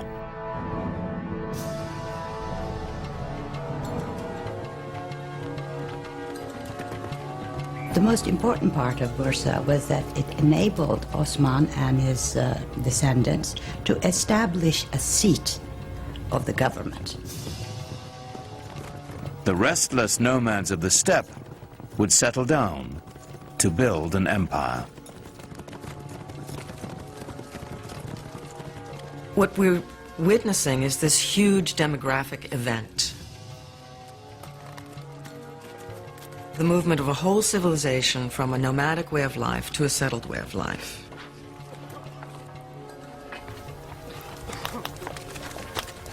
Now, when the Ottomans took Bursa and set it up as their capital, they were very concerned to establish themselves as the rightful standard bearers of Muslim civilization. Civilization meant organization, and the Ottomans set out to manage the vast regions they now controlled. Leaving the Byzantine clerks in place, they began to organize the new empire. First and foremost, taxation and record keeping. The word bureaucracy has since lost its noble connotations. Yet this was a great innovation, as ambitious as any triumph in battle. The Ottomans are known for including and synthesizing the cultural elements through the lands that they passed. They are known for creating structures by which the peoples who lived there before could carry on their lives and their beliefs in the way that they chose. In fact, the Ottomans had fewer conflicts with their Christian subjects than those of their own faith. Muslim adversaries intent on challenging Ottoman rule. One of the bureaucratic, or let us say management problems facing the Ottomans was that there were still rival Muslim sort of proto-kingdoms around them. I mean, they were conquered by the Ottomans, but they had old grudges to bear. And they had certain claims to dynastic glory of their own, and they were constantly worried about these old Muslim families rising up and creating a rebellion. And so the story goes that they felt it would be imprudent to have the army made up of these sorts of people.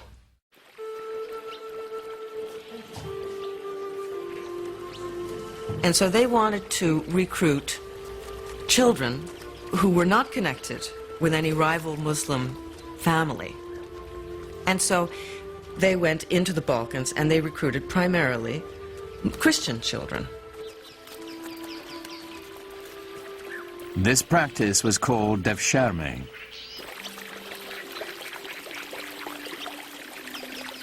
The young boys were technically slaves of the Sultan, but they weren't treated like slaves. First, they were brought into the Muslim faith, taught rituals of washing and prayer, and the Arabic and Ottoman languages. This served a political as well as a religious purpose. Through the devshirme system, the Ottomans could create a caste without any conflicting loyalties to tribe or family. The children had such great future that a lot of the times Turks or even Muslims pretended that their children were Christian-born and would register them with the Devshirme officials. The system was so beautiful in that they only had one allegiance, to the Sultan. No family, no region, no other ties. These children were then given the best possible education available in the world, perhaps, at the time. And they were then able to move into the highest positions of power in the empire. Those who were brainy went to the palace schools and graduated into different levels of viziers and governors. It even became grand viziers. Those who were brawny went to the Janissary Corps. The Janissaries were the Sultan's elite infantry. It was an army that would set the standard for centuries to come. They were the strongest, trained as military machines, no fear of dying, totally fearless, and their only love was to serve the Sultan. They were trained with all the precision and discipline, pomp and circumstance of a modern army. For the first time, an army wore uniforms and went into battle to the accompaniment of a military band. The Janissaries were the most feared troops in the Western world, a force that was worthy of this new Islamic empire and its restless visions of conquest.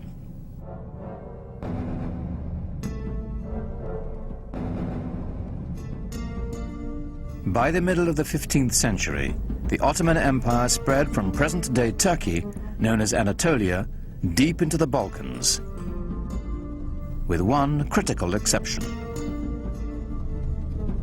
It must have galled the Ottoman Sultan that with his domains now stretching all the way into Asia and far, far into Europe in the West, there remained right in the center of his domains the greatest prize of all, the capital city of Constantinople, the most powerful, the richest, the most magnetic city in the entire world, still in the hands of the dying but not yet dead Byzantine Empire. To the Ottomans, Constantinople's strategic and economic importance was considerable. Its symbolic significance was even greater. It was the city. There was no other city. If you were going to rule that area, obviously you would rule it from that city.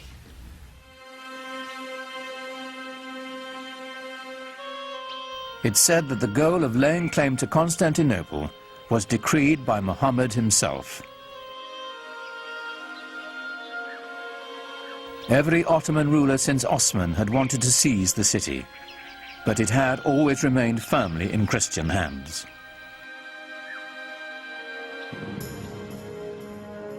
Then a sultan came to power whose dreams of conquest would not be denied. History would honor him as Mehmet, the conqueror. When he assumed the sultanate, he was only 12 years old, but he was already well versed in Ottoman politics. To remove any threat of competition for power, he had his half-brother strangled. The empire always meant everything, more so than the family. In order to stop the empire from splitting, as had happened to other Turkish dynasties ruling the Islamic world, when a young man became sultan upon the death of his father, all the other brothers had to be eliminated. This prevented segmentation of the empire. It may have been cruel, but it worked for the Ottomans. When on the death of his father he finally then took over, it meant an enormous change in the policy and direction of the Ottoman Empire, in the direction of a much greater energy. Mehmet immediately set his sights on the one prize as grand as his ambitions. Mehmet had to conquer Constantinople. There was no other choice. Constantinople was sitting like a perfect gem or a perfect fruit waiting to be picked. By the middle of the 15th century, the city was a shadow of its former self. The population had plummeted from 400,000 to a mere 50,000. But a besieging army would still be at a tremendous disadvantage. Constantinople was surrounded on 3 sides by water and massively fortified.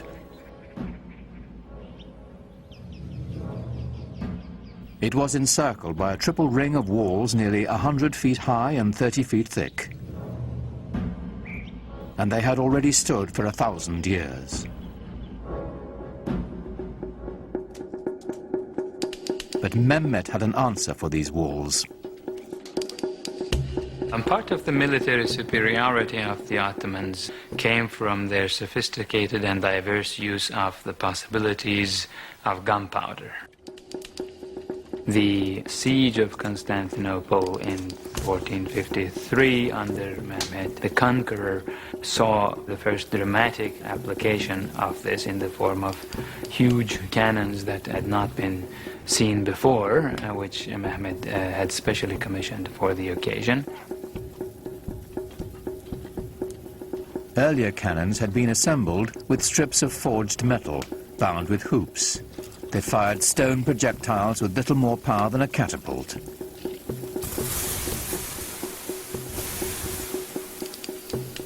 A new breed of cannons could be cast of solid bronze and packed with enough gunpowder to propel metal cannonballs with staggering force.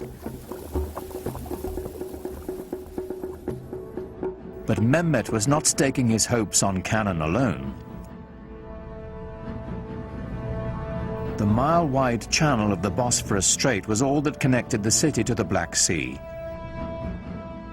If he could cut it off, Constantinople would be at his mercy.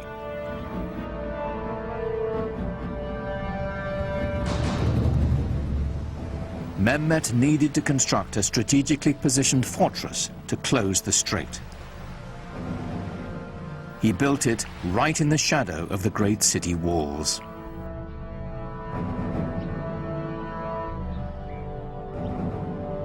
It took less than 4 months to build a massive 7-towered citadel called Rumeli Hisar.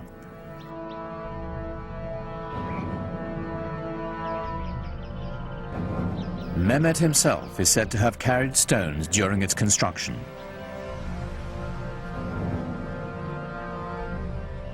No sooner was it completed than he tightened his noose around the neck of the Bosphorus. The first ship to defy his orders to stop was sunk, its crew decapitated and its captain impaled on the castle walls.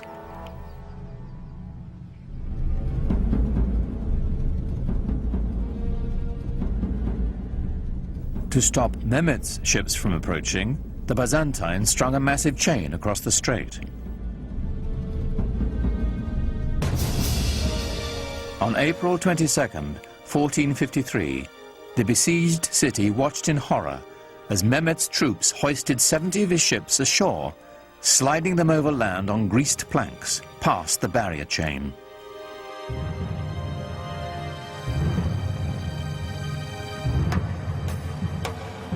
More than 100,000 Ottoman soldiers now stood before the walls of Constantinople, braced for the greatest bombardment the history of warfare had ever known.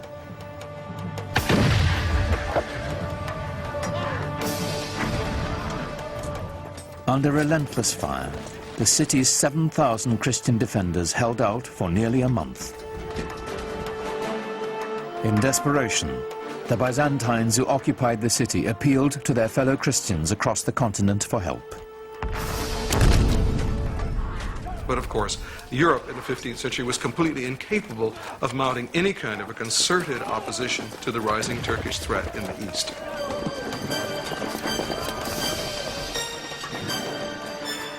At that time, the kings of Europe had military and political problems of their own.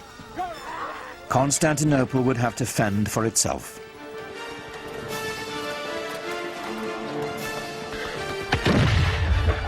Shortly before dawn on May 29, 1453, the Turkish army breached the walls of the city. Within hours, Constantinople was in the hands of the Ottomans. Mehmet rode into the city and went straight to its most celebrated prize, the magnificent church of Hagia Sophia. Built by the Emperor Justinian in the 6th century, its name meant the Church of Holy Wisdom.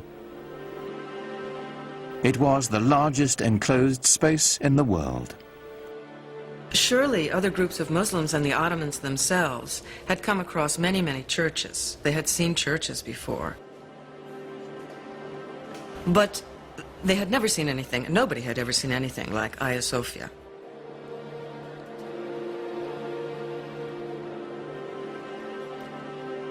The Hagia Sophia, or Hagia Sophia as it's called in Turkish, was one of the marvels of architecture, marvels of the world. It had the largest and highest dome in history, and it was beautifully embellished with gold mosaics, and the space is incredible.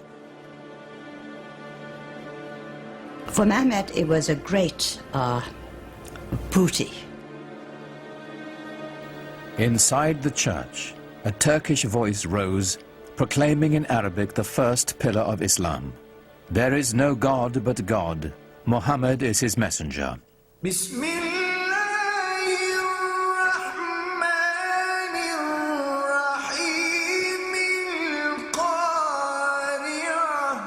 The single greatest church in Christendom was now a mosque.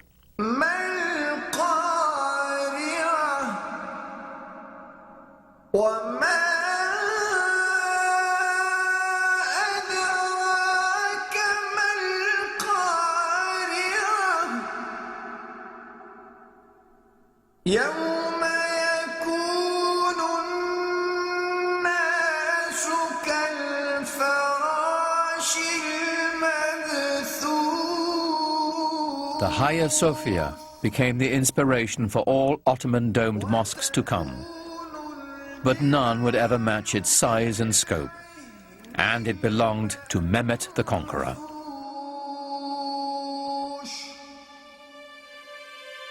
News of his triumph sent shockwaves around the world. For Europeans, it was a concomitant disaster. Constantinople was, after all, the new Rome. It was Constantine's capital city. It was the symbol of Christian dominance in the East.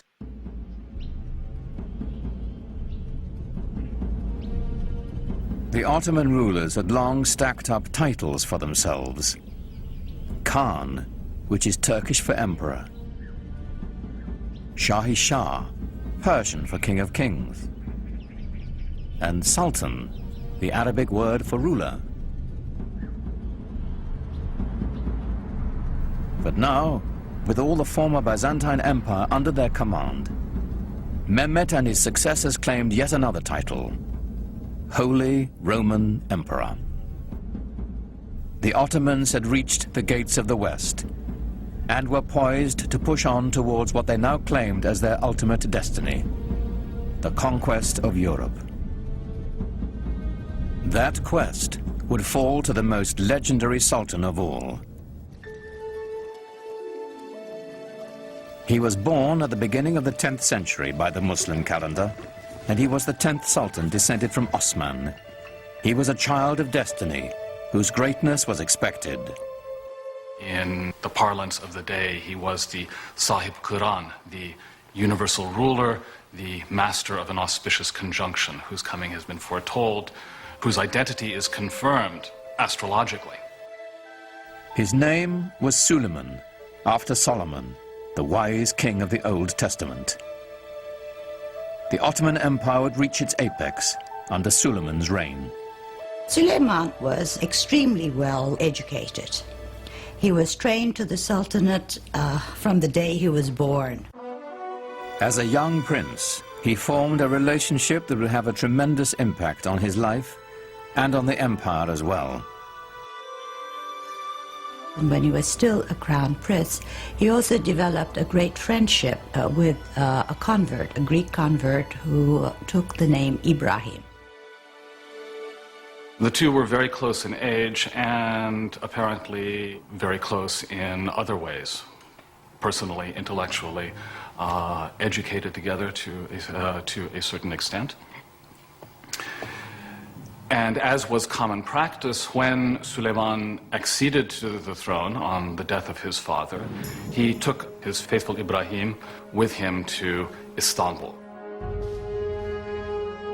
Suleiman was 26 when he took the throne, determined to make his mark on the world as soon as his ministers would let him. In his early years, Suleiman had to contend, for example, with grand viziers and generals who simply refused to obey him.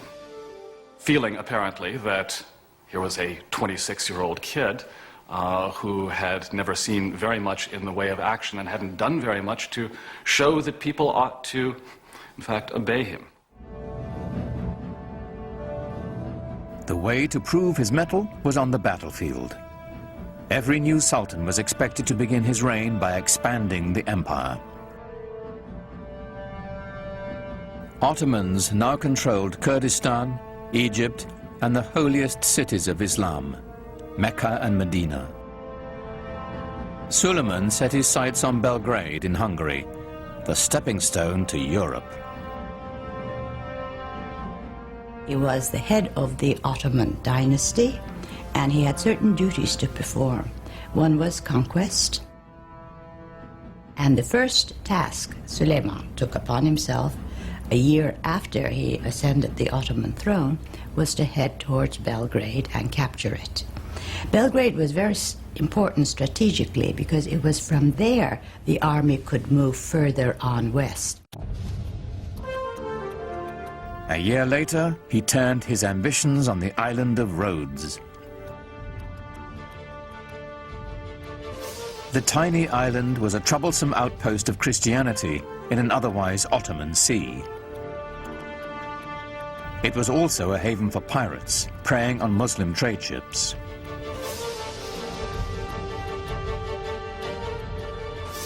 The 50,000 defenders of Rhodes manned one of the strongest forts in the world. Suleiman decided on a tactic other than relying on gunfire from his huge cannons. A new tactic, seldom used until that time. The Ottomans are the first major force to actually develop new ways of harnessing gunpowder to the cause of military expansion in creative ways. Ottoman sappers dug out a series of 50 tunnels near the base of the fort so they could mine its foundations.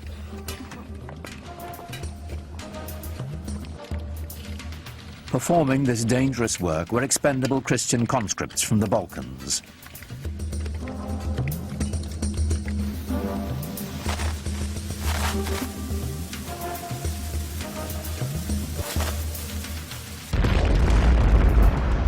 The resulting explosion signaled a furious 6-hour Ottoman assault. But the Turks were beaten back. Then, after 145 days of siege, the exhausted Christian defenders finally negotiated a truce. The Ottomans had won.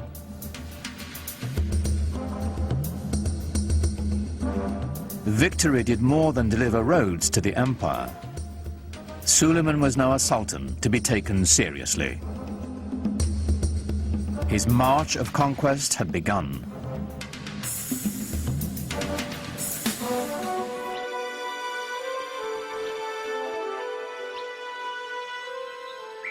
Europe grew to fear the name of Suleiman. But within his own borders, he had another reputation. Islamic history remembers him as Kunan, the lawgiver. Ottomans were really bureaucrats in full sense of the word. They kept every single record, and in order to control the different peoples who participated in the world of the Ottomans, they had to have very carefully sorted out legal systems. Under Suleiman, a single legal system was defined for the sprawling empire. His laws would later become the basis of constitutions for several other nations. Well, Suleiman was the supreme monarch of the area. He was the center of the world.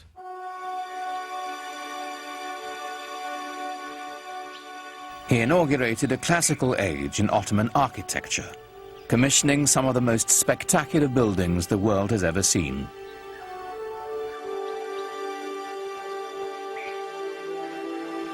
Suleiman was in a unique position of wealth and of consolidation, and he focused his attention on developing monumental architecture to commemorate his great dynasty and himself. Great religious architecture can really give people a sense of what is at the heart of the faith. Grandeur and majesty are the things that come to mind when Muslims think about God. A building that is grand and majestic can immediately remind people of the glory of God. Suleiman's chief architect, Sinon, was a man whose vision perfectly complemented the empire builder. Sinon perfected the signature structure of Islam, the domed mosque. His career spanned half a century and produced well over 300 buildings, including the refurbishment of one of the most important monuments in Islam, the Dome of the Rock in Jerusalem. But for the Sultan, of course, he built his masterpiece, the Süleymaniye Mosque in Istanbul. It is truly befitting Sinan, who's called the Great Master. These buildings were horrendously expensive, huge things that took many, many years to build, and a great deal of architectural talent and engineering skill and engineering experience. When they built a mosque like the Süleymaniye, they were doing it to say, yeah, I've got the power, I've got the money, I am the Sultan, I'm the King of Kings. But at the same time, there was also tremendous spiritual value in these things. The symbolism is not only that of empire, but of faith. In the spirit of Muhammad's teaching, the Great Mosque was a center of social services, complete with a hospital, school, and library. At its inauguration, it's said Suleiman gazed at it with awe and exclaimed, "O Solomon, I have surpassed thee."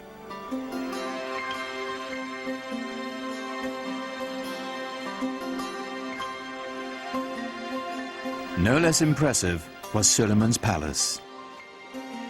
Topkapi was both the seat of government and his private dwelling. Suleiman was also a great patron of the arts. And since the empire was very rich, the best artisans were there. So everything started flourishing. The architecture or the arts of his period show the first golden age of the Ottoman world.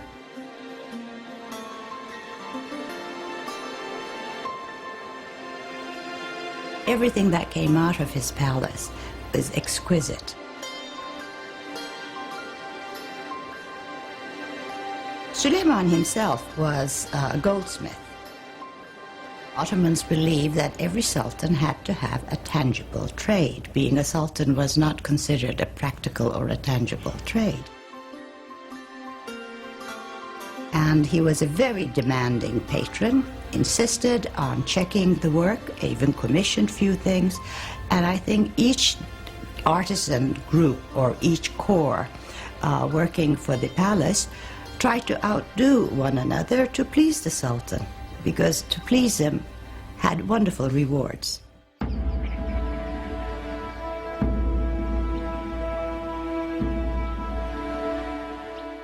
And the Ottomans, of course, exercised quite a lot of influence on the European imagination, and the royal and the political, if you will, ceremony and pomp of the Ottomans was such that it would have humbled any citizen of the known world then.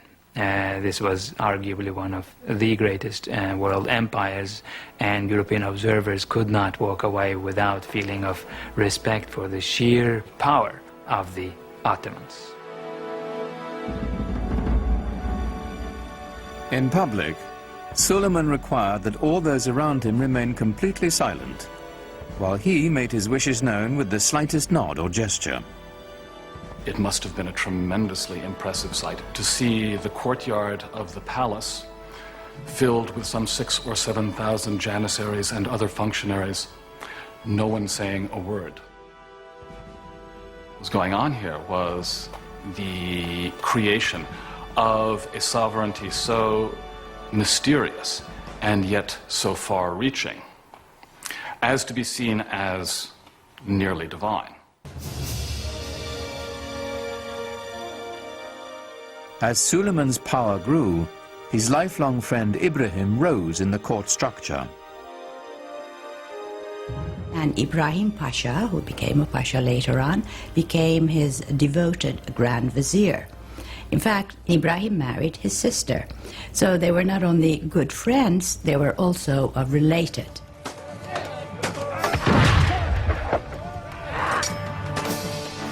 Ibrahim campaigned with his own army, growing in influence and ambition, till his power was second only to Suleiman's.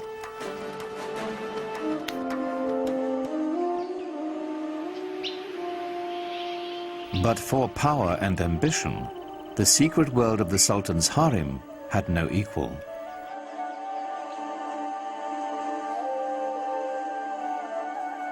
Contrary to the Western stereotype, it was not the Sultan's playpen, but lay at the center of dynastic power.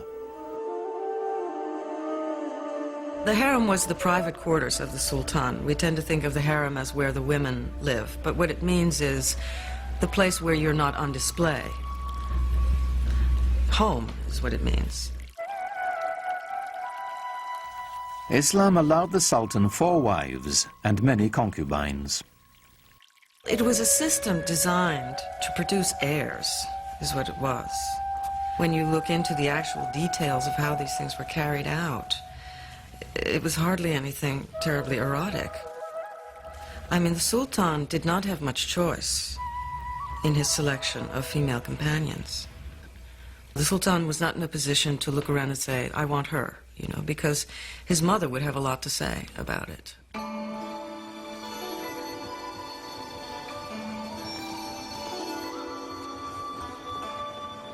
With his first wife, Suleiman had a son and heir, Mustafa. But while he was in his mid-30s, the Sultan fell deeply in love with a Slavic slave girl named Harem. In the West, we know her by a different name, Roxolana. Roxolana would bear him a rival heir and become Suleiman's most trusted confidant. The Sultan was supposed to be protected from any undue influences. He was supposed to be protected from any rivals. And in a way, this creates a vacuum around his person into which the harem life can enter.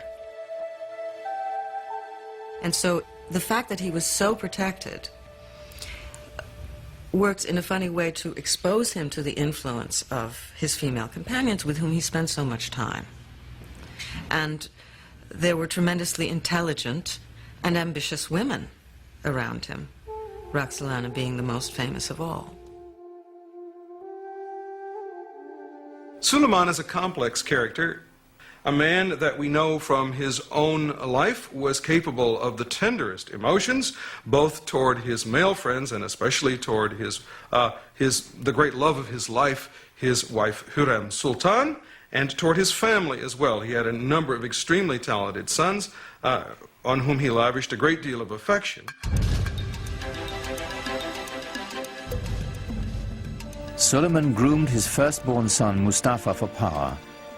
In the Ottoman tradition, the young prince entered the military and quickly won recognition as a talented general. Mustafa was clearly the heir apparent. For Suleiman, the future of his empire seemed limitless. I am God's slave and sultan of this world, Suleiman would carve on a conquered fortress. I am Suleiman, in whose name the Friday sermon is read in Mecca and Medina. In Baghdad, I am the Shah. In the Byzantine realms, I am the Caesar. And in Egypt, the Sultan. He, of course, at the height of his powers, clearly saw himself as dwarfing all his rivals, perhaps rightly so. One of Suleiman's greatest rivals was to the east, the empire of the Persian Safavids. This was a Muslim enemy whose rival creed made them fierce antagonists of the Ottomans for centuries. The Safavids were also Turkic in their ethnic origins, and indeed spoke Turkish as a language of daily life. But they were moving into the Muslim world, unlike the Ottomans who were moving into the West. So for the Ottoman Empire, they formed sort of the boundaries, the easternmost boundaries of the Ottoman realm.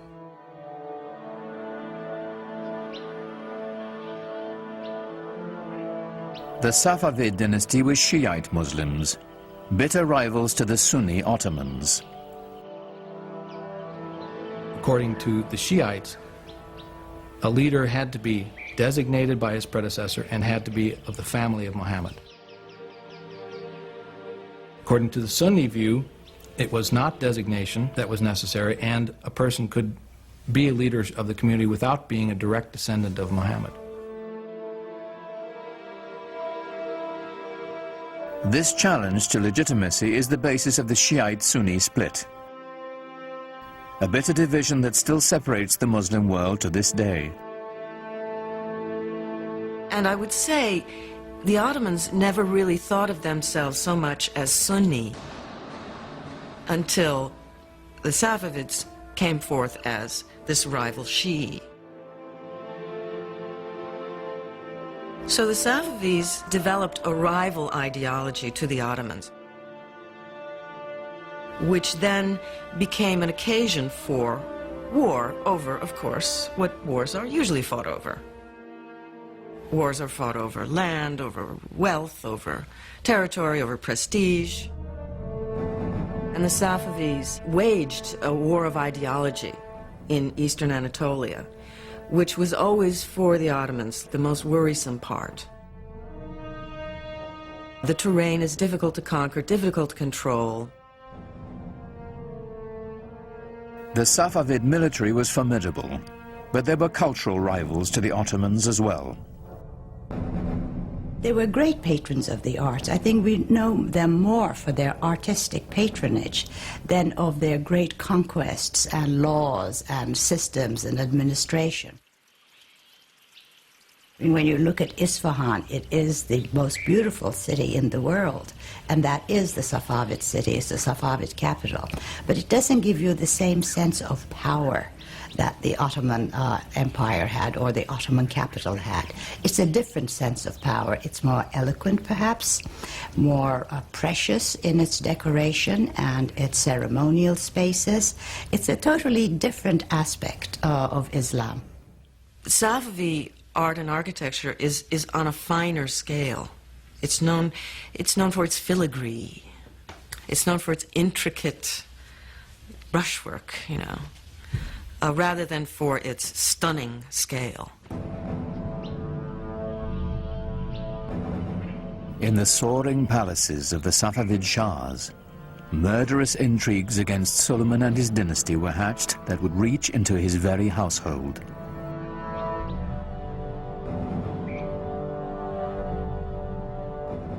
But Suleiman's eyes were on the west, where a fragmented and vulnerable Europe awaited his conquest. The Ottoman Empire encompassed everything from Egypt to Kurdistan, and he now had Hungary as well. But he had ambitions of going beyond that and actually bringing the larger portions of the world known to him, if not all of it, under his control. Suleiman's next step would be Vienna. Its conquest would drive a dagger into the heart of the European Habsburg Empire and open the way to the West. But as the heavily armed Ottomans set out for Vienna, the weather turned against them. The heavy cannon that had swept the Ottomans to victory after victory bogged down in the mud.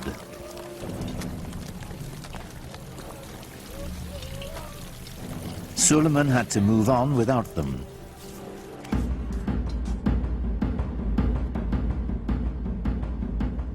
With only light artillery, the Ottomans relentlessly shelled the city.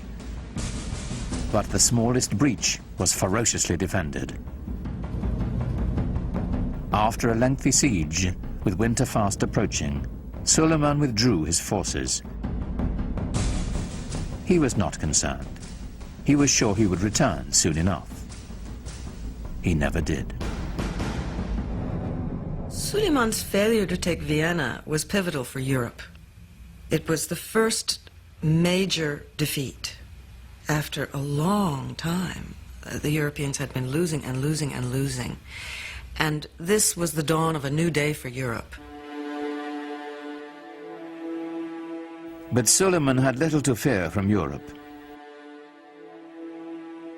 Rival Muslim Safavids and his own family would bring the cruelest of sorrows to the Sultan, and ultimately to his empire as well. Suleiman, in some ways, serves as a sort of epitome of the 16th century idea of the wise and just ruler who was at the same time a very tragic figure.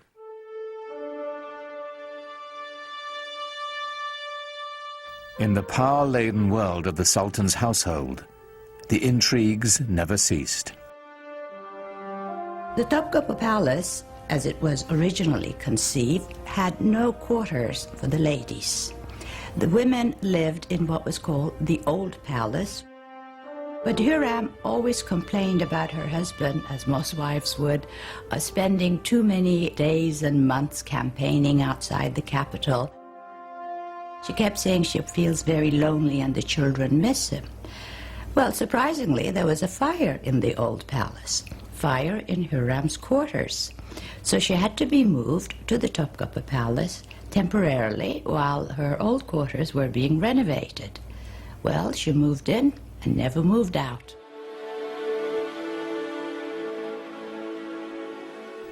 Now Hürrem was at the center of power, promoting her own son as heir apparent and immersing herself in a web of deadly gossip and suspicion. She was incredibly devoted to her husband, and any threat to Suleiman was a threat to her, and she had to get rid of it. The first threat came from Ibrahim Pasha, who assumed titles that were only given to sultans. So Hürrem knew something was going to happen eventually, and to protect the empire and the dynasty, Ibrahim Pasha had to go. On March 15th, 1536, Suleiman and Ibrahim Pasha dined together, as was their custom.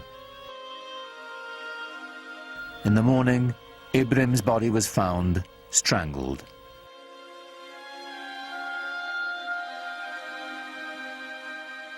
But Suleiman's desolation and loss had only begun.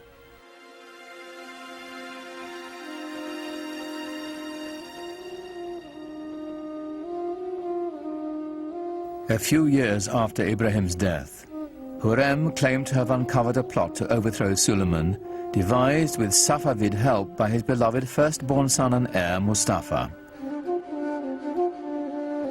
This is a continuous problem in Ottoman history, sons trying to eventually replace their father. as happens in monarchies, succession could become a problem, and it was an acute problem, and Suleiman had his share of it, and perhaps did not always play his hands right. Without hesitation, Suleiman ordered Mustafa's execution, then sat by the young man's body for days, refusing to allow anyone to touch him. The best hope for the empire's future was dead.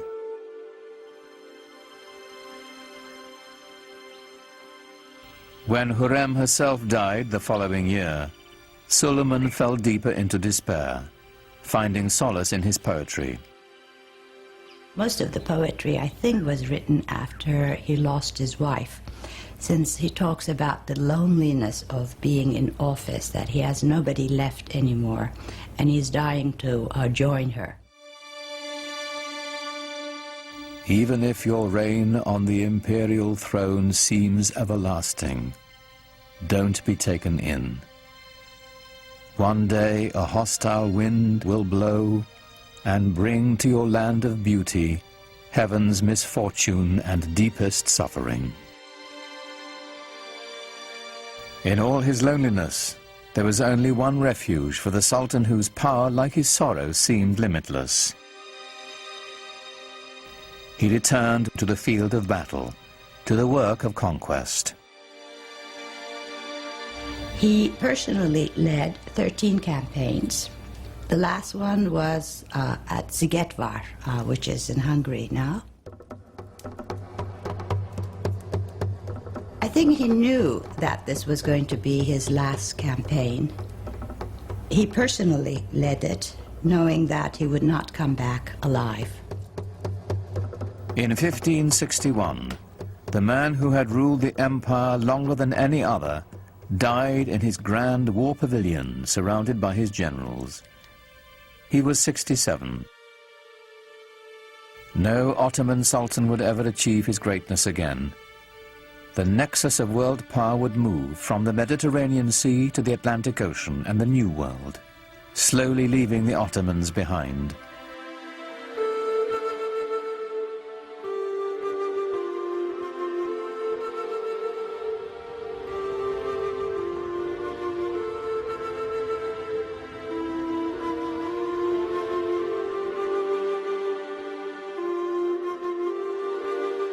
In Istanbul today, the Sufi dervishes still turn with the same prayerful pirouettes they danced in Suleiman's day. It is a meditation in motion, whose mystic origins go back even further, to the time of the Prophet Muhammad. You have become the best community ever raised up in mankind, the Quran assures all believers. Enjoining the right and forbidding the wrong, and having faith in God. Islamic and Western civilization have the same roots. They're dawning in the Fertile Crescent. The monotheism of the Jews and Christians. The classical intellectual culture of the ancient Greeks. The two traditions are kindred spirits, alike, yet very different. Islam's legacy is intertwined with the West's, and to the billions of Muslims who make it the second largest religion in the world, it is a living legacy. An elemental part of the great human venture that is world civilization.